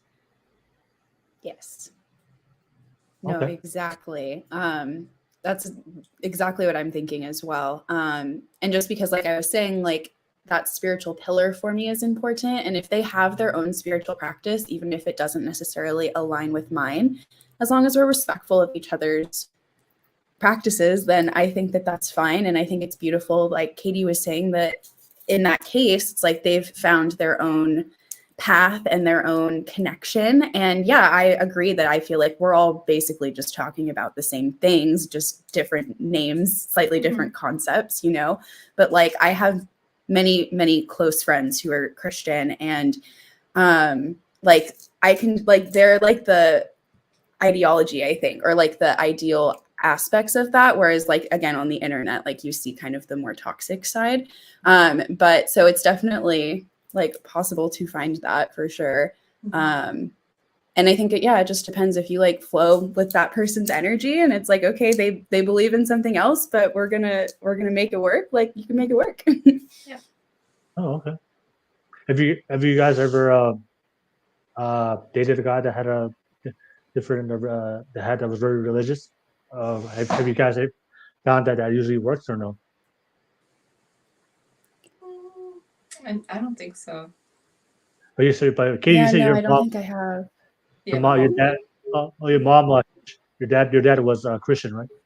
It's her fiance. He's my stepdad, essentially. Her fiance is Christian. My biological father is actually an atheist. So. Got you. Yeah. Oh, okay. Oh, yeah. I think that on the previous show that one of the wishes, her husband was Christian, I think. But like you said, he just accepted her as being a witch, and she supported her. She said that she went to church with them. She goes to church with them, supports him, and that he reciprocates that, supports her, whatever she does as far as her being religious. They just respected each other's different beliefs. Absolutely, I think that's beautiful. Yeah. I think it is possible. I think if you, at the end of the day, if you meet somebody that really cares about you, that really loves you, I think it's worth a shot. Yeah. Right? And I know a lot of like we don't speak for all witches. A lot of witches are probably more like they would rather stay away from that. And there's a lot of for sure. religious trauma that has to play into that with Christianity and all that stuff. So, you know, to me, it's just like whatever, but to someone else, it could be a totally different story that they would prefer absolutely not. Okay. Yeah. I mean, I would Yeah. assume that. I would assume that, like, if you're a witch and you wanted to find somebody with similar beliefs or witches, I would assume like that your dating pool is going to be extremely hard to find people like yourself, depending on where you live. So, Yeah. you know, I think that's why I've leaned into this idea of like being a little bit more open with that like aspect of my dating life. But I will say, if I could craft my perfect partner, we would definitely align on our spiritual beliefs, because I would love to have a partner who I could like consciously create things with, because that's a huge part of my path and my journey. But yeah, I open to whatever. But if I had to choose, I would love for it to be aligned in that way. oh right, yeah. Thank you so much. Yeah, thank you so much for GRDV forever. Thank you for sharing your thoughts. I had to share some comments real quick. I think Patty Raccoon said, "Does it need to be a witch and a warlock?" I think we just answered that. I think Ashley's pretty open. But you know, if she happened to be a warlock or a witch, yeah, I want to drop her social media info below and do your thing and slide her the DM and ask her. No worries, no worries. So yeah, so I want to go back to you guys to finish up the podcast. What's your final topics or question to bring up when it comes to modern dating, and we'll conclude the podcast with that. Ashley, do you have any? I know you brought up the first question, the sex potion. I know you asked that to Katy. Do you have any topics that regarding the modern dating relationships today? If you can bring that up, and we can conclude that with that. I did just want to mention, like, I don't know, it's been so interesting, like, being on my spiritual journey while I'm single, because I start the year off pulling cards for like the year ahead and different facets of my life. And for this year specifically, I pulled the 8 of Cups for my love life. And the 8 of Cups is like going inward, going on a solo journey. And I was like, shit, I'm supposed to be single this year. And it's just so interesting because it's like, I know this, but then I'll still like test the waters and like go on dates. And I swear my spiritual team steps in every single time and is just like, no, and redirects me because I'm not supposed to be on that path. And so it's just like, it's so interesting how like your spirituality and your connection to your guides can really like influence what's happening in the physical realm. Absolutely. Yeah. I want to ask you, like, do you guys believe? I mean, you guys. I mean, I know you brought up the tarot cards, and you pulled that for yourself to kind of give yourself a reading and direction for your life and your future. Do you guys believe in like, you know, there's a perfect person out there for you, or there's somebody that you're meant to be with, and you just gotta find it? Do you guys believe in that concept or that kind of thinking that everybody has a soulmate, and you have to find your soulmate? Because what are your thoughts about the soulmate? Because I do hear a lot of TikTok, you know, that you find your soulmate, you know, trust your instincts, trust your path. It will lead you and guide you to your soulmate. And when you meet that person, you guys you realize who you met, and you guys everything will work out. What's your thoughts about the soulmate concept? Hey, This is Princess. Personally, I believe like everyone has more than just one soulmate. Like we have friendships that are soulmates, you know, and like there's also like this past life aspect. Like I feel like every lifetime, I'm a person, I believe in past lives and reincarnation. I feel like every lifetime is a little bit different, especially when it comes to love life. Like some people are just meant to live a life where they're alone because their soul needs it, you know. But I also believe like there's somebody out there for everybody at the same time. As it comes to like the divine counterpart or twin flame, I believe there's only like really one, and I don't think that's for everybody. Like that's only like a rare instance in certain situations with certain people, and people try to make that more mainstream, and which I said earlier brings up the spiritual bypassing of toxic relationships. But absolutely, like soulmates, I think there's more than just one. Like if you think you're so spiritually connected with someone and you can grow that relationship on a like soul level, you can even develop that relationship to have with someone. So yeah, I believe that there's multiple soulmates for one person. Okay. All right. No worries. Thank you for sharing that, Katie. Well, what do you think, Ashley? Do you think there's a soulmate out there just waiting to find you or run into you? Well, it seems that Katie and I share a lot of beliefs. I think we align on a lot of what we're talking about here, because I also believe that there are different forms of soulmates. So Katie's cat is one of her soulmates, perhaps, and then her partner, and then her friends, right? So it's like anyone that you have just like a very deep, intimate connection with is likely a soulmate, or just someone who was meant to be in your soul family that you've, again, like traveled with through multiple lifetimes, just people who were meant to be in your life, whatever role that they play. There are also karmic relationships, which I see as a type of soulmate, even though it's more on like I don't want to use the word negative, but like the heavier side of things, because a karmic relationship is essentially the same energy showing up in different bodies, and it like follows you until you break the cycle.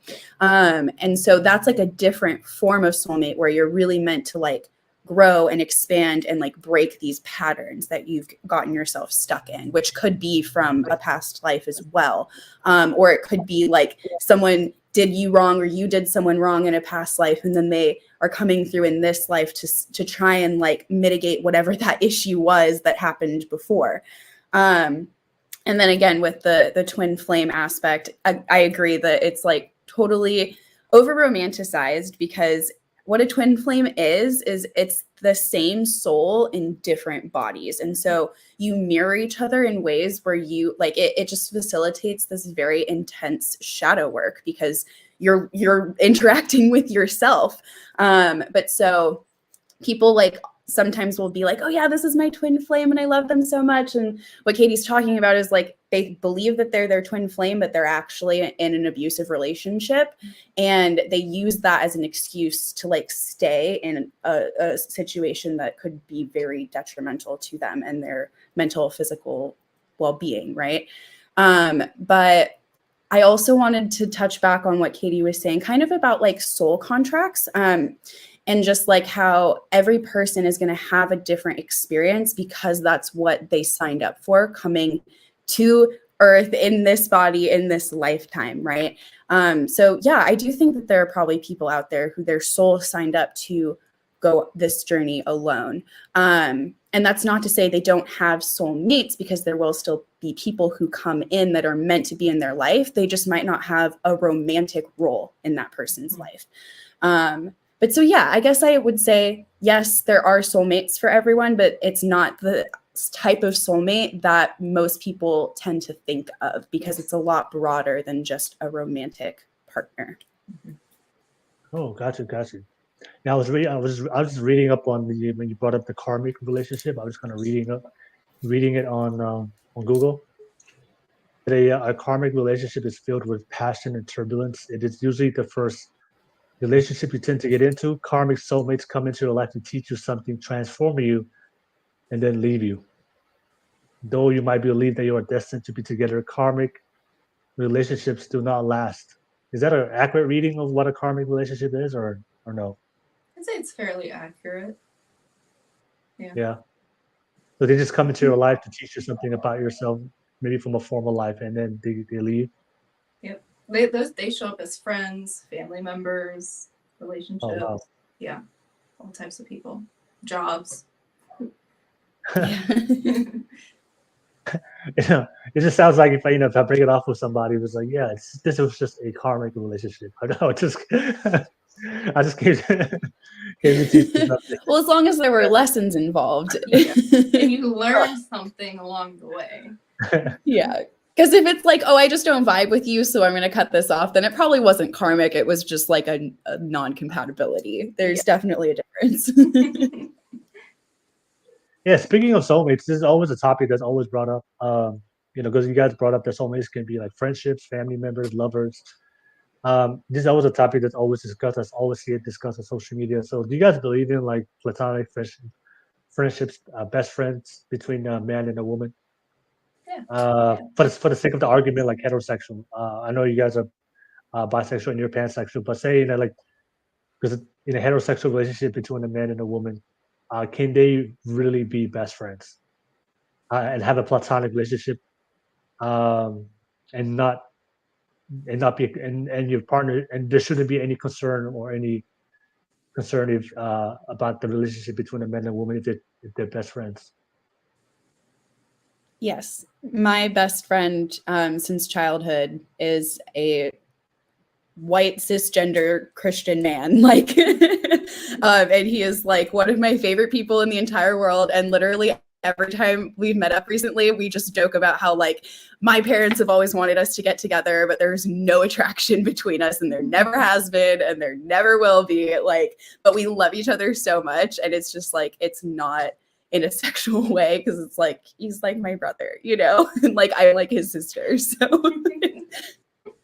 Is he married or already in a relationship? He is in a relationship, but like we've established this since we were like freshmen in high school that like we were never going to date. Because even in high school, when we were both single, people were like, "Oh, you guys are going to end up married." We were like, no, we won't." No worries. What about you, Katy? I absolutely believe that you can be platonic and have connections with the opposite gender, no problem. It only becomes a problem when there is attraction and you don't admit it and you hide it from your partner. So that's when it crosses that line. And I can understand why people have trust issues, because there are people that don't be upfront about their best friend and all this stuff. So I've had platonic male friendships and I enjoy them and I learn from them and all this stuff, and it's great. Like it's a good time. But yeah, it's definitely that difference between having that sexual attraction and just being like we're buddies. Yeah, it's always an interesting conversation because me personally, I believe that I believe it's I don't believe it's not going to work out long term. And the only way I would agree if both parties were in a relationship. Like, so if you guys were both in a relationship, already married, and you guys were best friends, I would kind of be more open to that situation. But I think if one party is in a relationship, one party is single, and both of them are single, I just think that if you're best friends and you spend a lot of time together, I think it's just natural as human beings for a person to feel affection for somebody. So if you guys build a friendship with somebody over long periods of time, I truly believe that one person, whatever it's both of them, but I think one person will eventually have some kind of feelings towards that person. And I think that's where things get difficult and things can kind of be cause some issues, especially if the other person is already in a relationship. It just really, especially from the guy perspective. I think from the male perspective, especially if it's heterosexual, I think being a guy myself and understanding how men are, and guys, like, I think for most men, if they invest their time into a woman, they only do it with a woman that he truly cares about, has feelings for, and he wants to have sex with. It's just hard for me for a man to be single and be heterosexual and want the attention of a woman, want to be with a woman, and spend so much time with this person and call it a best friend.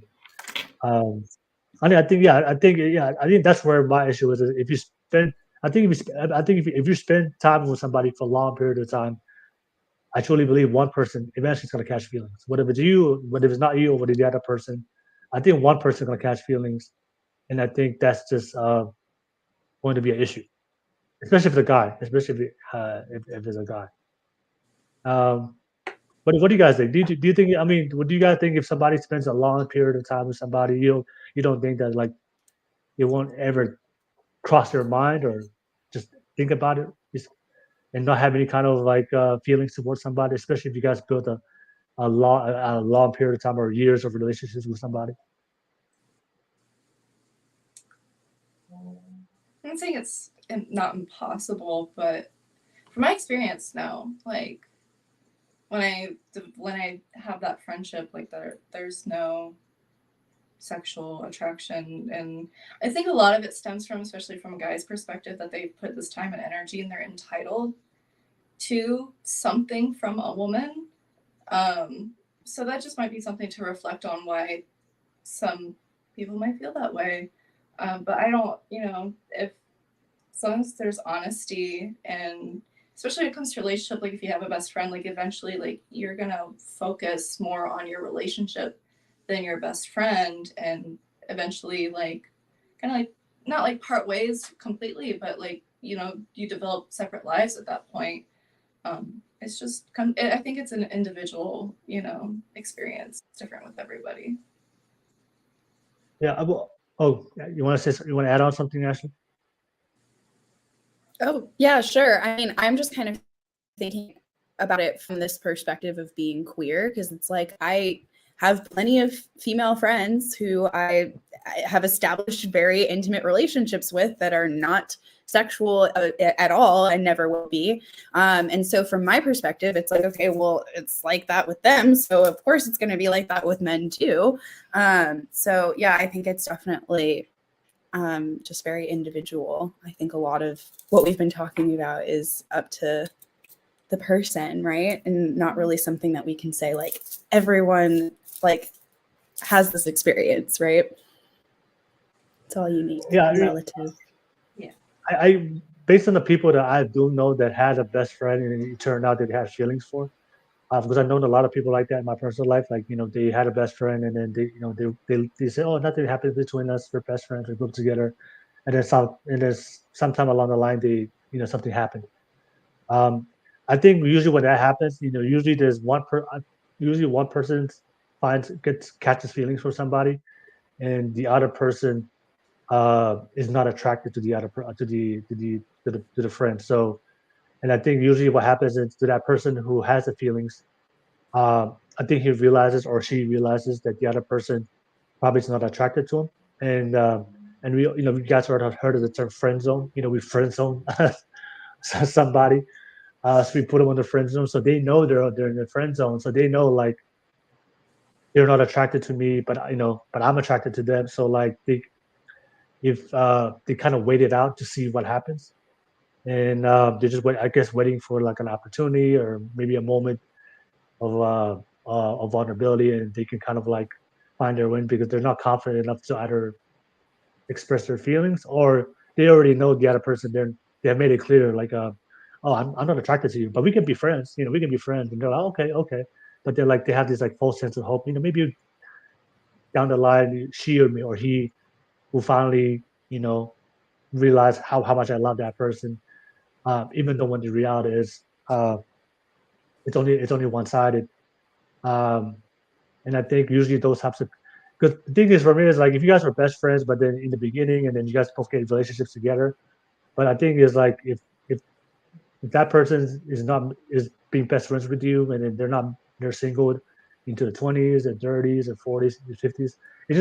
And you spend so much time with this person. I think for me it's just I just find it weird. I just find it weird. If you're still single and you're not dating anybody, but yet you want to spend so much time with my wife or my fiance or with my girlfriend that that we're in a committed relationship with. So I just find that weird. Like, you're not, I don't see you dating other people. I don't see you going to a long-term committed relationship with other people, but you spend so much time with the person I'm dating with or my wife. I think that's I think that for me, it's just understanding like humans is like, we only invest time and energy into people we really, really care about. And if I don't see you diversify that attention to other people that you're dating, but you're only putting a majority of that attention and time and investment to one person, and even though you may label that person as a best friend, I think for me, just looking from the outside in, I think that may be somebody that may be a sign that like, oh, he has feelings for this woman or this man, but either he or she has been friend zoned, or she's not comfortable to uh, tell that person how she really feels because the other person doesn't reciprocate their feelings. Like, do you like what do you think? Like, I mean, am I? I mean, what is that too overthinking? What do you guys think? Is that am I overthinking it a little bit? Because I just feel like it's if you're not giving if I don't see you dating or I don't see you going into committed relationships, but your majority of your attention is to this person that you label as best friend, and I know you're I know you're heterosexual and you want to be with somebody, but you spend it mostly with this one person you label as a best friend. Am I overthinking too much, or I is think there it's maybe a important shade to of set boundaries to yeah, have that, aspect of, I trust you and all this stuff, but there needs to be a balance here. And I can understand your suspicion and kind of where yeah, you're coming from. But, there's also people who are asexual that don't look for sexual attraction. They just want that, platonic relationship with someone. And they really found it with someone that they trust, whether that be your partner or not. I think it's also really important that if you're in a relationship, especially as a person that's been in a long-term relationship, that we have friends. It's really unfair to lean on just one person 100% of the time. That's a huge responsibility and sometimes can be a burden. And so it's important that we have friendships that we can expand, have different perspectives, and where we can just have different aspects of support, because when it's just you two, and it can be very isolating. And so it just depends. And if you are the type of person that does not want your partner to have a opposite sex best friend, that's just something you need to be upfront with about. yeah. I think no, I don't. For me, I don't have a problem with friends. Like we should all have friends. We should all have a social circle. I think for me, it's like best friends, especially if it's the opposite sex. I'll have a problem with. So if my fiance or wife, she can have as many women friends as she wants, but she can have as many male friends as she wants. But if she says best friend, because best friend is more, I think that definition of a best friend, you're more intimate. You guys share everything. Um, and I think that if you, I mean, for me personally, like if you're in a relationship, uh, you should be intimate with your partner that you're gonna marry for the rest of your life. But if you're gonna share those things with the best friend, especially, I don't have a problem with the women if you share that with your woman best friend. But if you talk about my relationship with you and the struggles and the difficult things that we talk about that we do privately, and you share that with another man that I know that's heterosexual, that that likes women, and you share that our private relationship with him, um, I think that's where I think that for me I have a problem with that. I think I have a problem with that because I think if that guy's heterosexual and he has those kind of motives, he might use that information to manipulate you to get access to you. And I've seen that before with my friends, where they'll share their information. They'll share that with the guy best friend, and then there was he went through a rough patch in their relationship, but maybe a downtime, and then in the moment of vulnerability, the best friend took advantage of that, and something happened, and then caused the relationship them to break up with her main partner. So, um, but I think you're absolutely right. Like there's boundaries. I think we have to put up our boundaries. But um, I did see something on social media. Do you think it's okay for best friends to like travel alone together? You have to have a certain amount of trust, you know. Like you don't trust your partner to go on a trip with someone, and it doesn't have to be just like opposite sex. Like it's just like, I don't know. If you don't trust your partner, then that's a conversation that needs to be had. You know. Oh, okay. Like because I saw a video on social media was went viral. Like I wish I had it to play it, but the wife went on a vacation trip with her male best friend and left the husband home. I like personally, I would want, my partner to be included in like almost everything I do traveling wise. So I can understand like a suspicion, especially if they're like, no, I don't want you to come. But if it's like one of those like, you just start dating and it's like a ritual that they do together alone, then that's, different. So those, I don't know. I think, oh man, that's tough. That's tough. I think, I don't know. I think because I think we have to protect ourselves from ourselves as human beings because we're all flawed. Like we're all flawed as individuals, and I know that putting yourself in situations that things might happen. I don't know. I think that's for me is if I had a girl best friend, and then I finally get married to my wife, and then my woman best friend's like, hey, let's go on a vacation trip, even though we've done this, ever since childhood. I think for me, I was number one. I'll have the where you could ingrain, that aspect. Absolutely. If it's like no, I don't want them to come, even though that your partner's a part of you now, and this is your best friend, then it'd be kind of a red flag. Yeah. No, yeah. It's just for me, it's just the human level. Like for two human beings to be together, I think, and you combine that years and multiple period of time. I feel like naturally it's just gonna lead to something. So to avoid that, maybe I'll better like distance yourself. But that's just me. But I've seen it multiple times with my multiple personal friends. What were you Ashley? Anything you want to add on? I guess I've just been thinking about how if you were to enter into a relationship with someone, that best friendship probably was already established before you started dating them. So that would be something that you could kind of like know going into it and decide if that's something that you're comfortable with or not. Because I think it would definitely be a little suspicious if someone like developed a best friendship like that, like while you were in the relationship. But yeah, I feel like in a lot of these scenarios, it's like they already had this friendship and then the partner came in.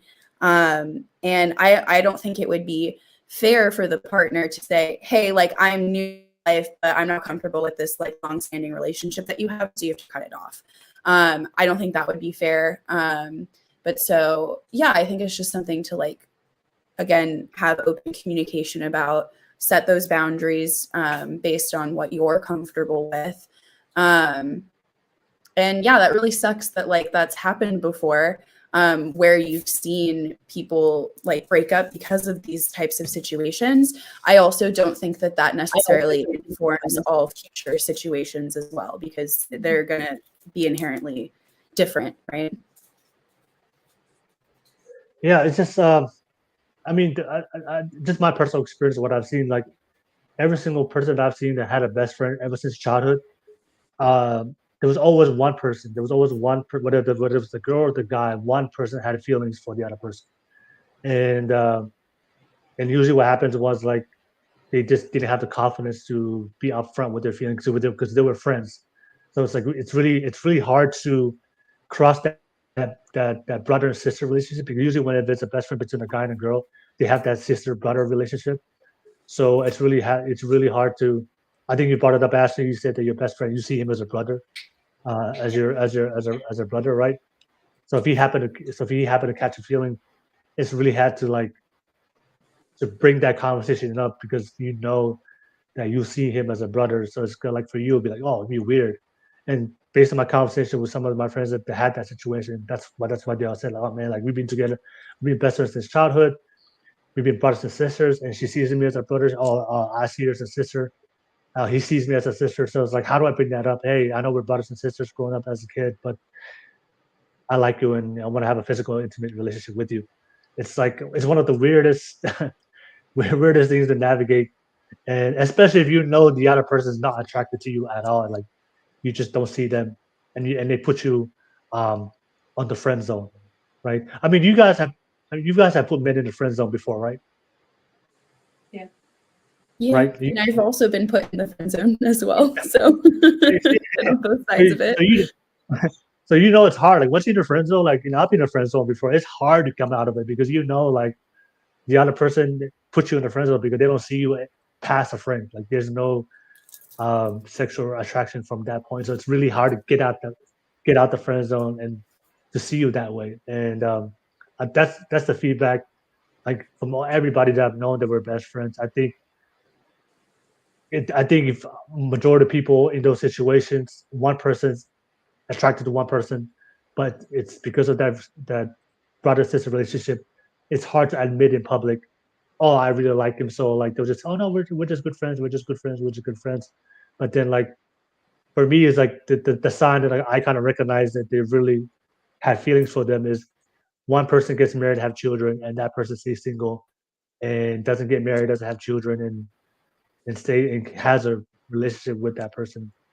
I think for me that'd be like kind of weird. But they both have a relationship, they both find their soulmate, they both move on, and everything's well. And I think they can be best friends. But if one person has a relationship, but the other person doesn't, and then they just spend so much time with the other person. I think for me it's just like it's kind of I don't know if there's a potion for like a third eye, so I can keep watching them, closer. I actually do. I do sell. It's called astral travel. It's really great for like diving into meditation and divination, stuff like that. So that's something. You actually put it on your third eye in your crown. So, but wow. I understand, where you're coming from. But as I just want to put this perspective out there, like my relationship, we started off as lovers, and as we've grown into, we've become best friends. Like. I don't think best friend is very like secluded. Like you can have multiple best friends and all that stuff. So, if I don't think like relationships are just like always intimate, sexually, romantically. Like there definitely needs to be that balance of just platonic, connection with your partner and finding that. So with the best friend aspect, you have to take what you can get and set those boundaries and learn what's for you and what's not. And then if someone happens to have feelings for your partner and getting out of that friend zone or whatever, you just kind of have to like navigate around it and live through it and see what happens. It's going to be a very individual experience. And I think like from what you were talking about, like getting out of the friend zone, I think once you're put into the friend zone and once you have that conversation, like, hey, I like you and I would like to have something else, and they reject you, you need to respect that, or you're going to lose that friendship because you can't force yourself upon somebody to have that romantic stuff. You're going to like, it's like if I had like, a friend come up to me and be like, hey, like I had feelings for you, be like, that's great, but I'm sorry, like it's not mutual. And I want to continue being friends, but like don't push this any further because it's not going to happen type stuff. So, it's those conversations are very uncomfortable. And this is where it kind of benefits being witchy and spiritual. We're kind of used to the uncomfortable conversations that need to be had because we are faced with ourselves, the uncomfortable side of ourselves. So for me, it's just easier just to have those conversations and just be upfront because of, my beliefs and what I've been through. So. No, yeah, I totally agree. Because I know friends right now, both men and female, that there are friends on right now, but they just have this. We've talked about soulmates. They just truly believe that that's their soulmate. Like we're meant to be, and they're just like it's not the time yet. It's not. It's the friend soulmate aspect. Yes, there we go. No, also, they I'd like to say they want. Go ahead, Ashley. Rejection is realignment. If you've been put in the friend zone, it's probably because that is not actually the person you're supposed to be with, and they just realized that before you did. And by continuing to try and pursue someone who is not meant for you, you're just going to get hurt over and over again. So I totally agree with that. Say like lean into that realignment and trust that it's putting you on the path to the person that you are supposed to be with, instead of trying to, for lack of a better term, force things with someone who has established that they're not interested in that way. Yeah. I think for me it's just like I just don't trust because the biological nature of a man when it comes to sex. 'Cause I know guys, and I have friends, man, that gone. They have no standards of what they're willing to do to get sex from a woman. Like they'll wait months. I've had guys that wait almost to a year just playing that role to get what they want.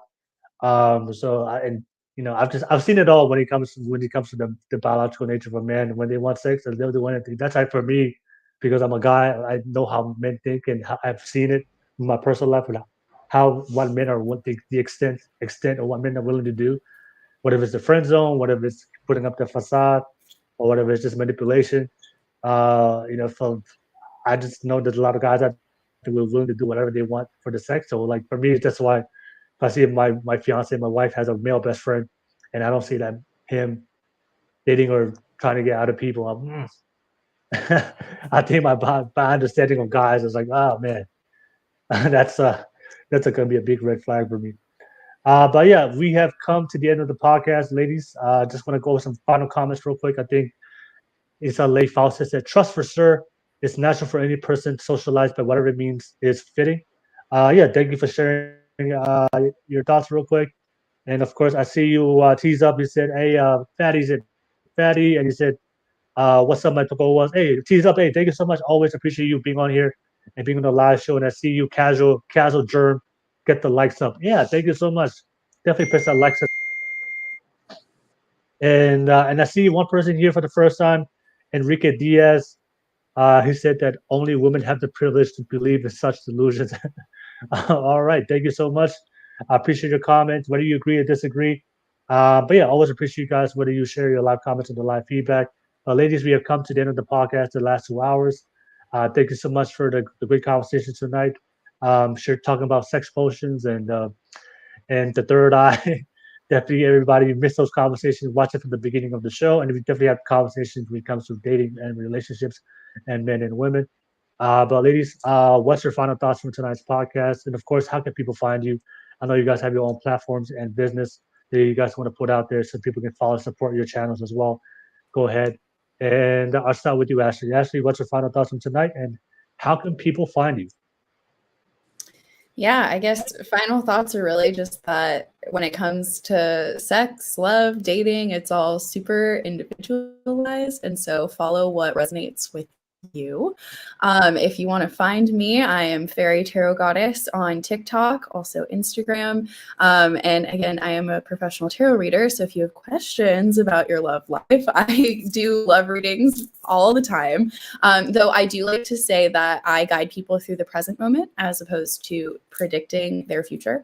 So if you are like unsure about a current connection, I can definitely tell you if it's worth the energy or not. All right, no worries. Thank you so much, Ashley. And I was hoping somebody was going to jump on for your tarot reading because the last time I did a podcast with some Witch Panel, they did somebody jumped on. They did a live tarot reading. It was pretty interesting to watch. It's pretty cool. Maybe next time. So thank you so much, Ashley. Always a welcome to have you share your thoughts tonight. And of course, last but not least, Katy. Katy, what's your final thoughts and how can people find you? I just want to say thank you for giving us a voice and sharing our opinions and wisdom as witches. And I totally agree with Ashley. It's very individualized, and just go with the flow and go with what feels right, and just trust that you'll find what's meant for you, and trust that what's not meant for you is going to exit your life. So don't try to force it because it's not going to work out anyway. But you can find me on TikTok at A Midnight Witch and Instagram. And I do also offer tarot readings. I'm more of a spiritual, I give spiritual guidance, and I can help kind of predict the future, but like it's all very present moment, like Ashley said. If you feel aligned with me, or I would even say if you feel aligned with Ashley, totally check us out. And I also have a website. It's themidnightjewels.com, and you can find my link to book with me or shop some spiritual products, and you can find my oils on there too. So yeah, thank you. No, right. Yeah, definitely check out. And I'll drop all their links below on the description below. Please click on the link if you want to support their channels and, of course, support their businesses. Especially, definitely check out that sex potion from Katy. If anybody's willing to try it out and give me some feedback of what happened, I have some decent reviews on it, so definitely check those out. definitely let me know. But ladies, thank you so much for your time. Enjoyed the conversations and enjoyed your stories that you shared, and enjoyed sharing your perspective in your life as a witch. And everybody out there, if everybody on the live chat, thank you so much on the live chat. Whether you agree or disagree, hey, it's your opinion, it's your feedback. Always appreciate you guys taking the time to watch. And like I said, we do this every single Friday. So if you definitely missed tonight's show, watch it from the beginning. And of course, press that like, subscribe button real quick so you get notified when we do go live next week with a different panel. But Ashley, Katy, thank you so much. You know, when I do get my studio at the end of the year, whenever you guys come to Cali one day, I'll definitely hit you guys up, slide through. We can do an in-studio podcast. And I believe that's going to happen. I think that's part of the future in the tarot readings. I think that's meant to happen. Yeah. All right, Ashley, Katy, you guys have a great night. Thank you so much. Thanks. Have a blessed night, ladies. Thanks for having us. Bye.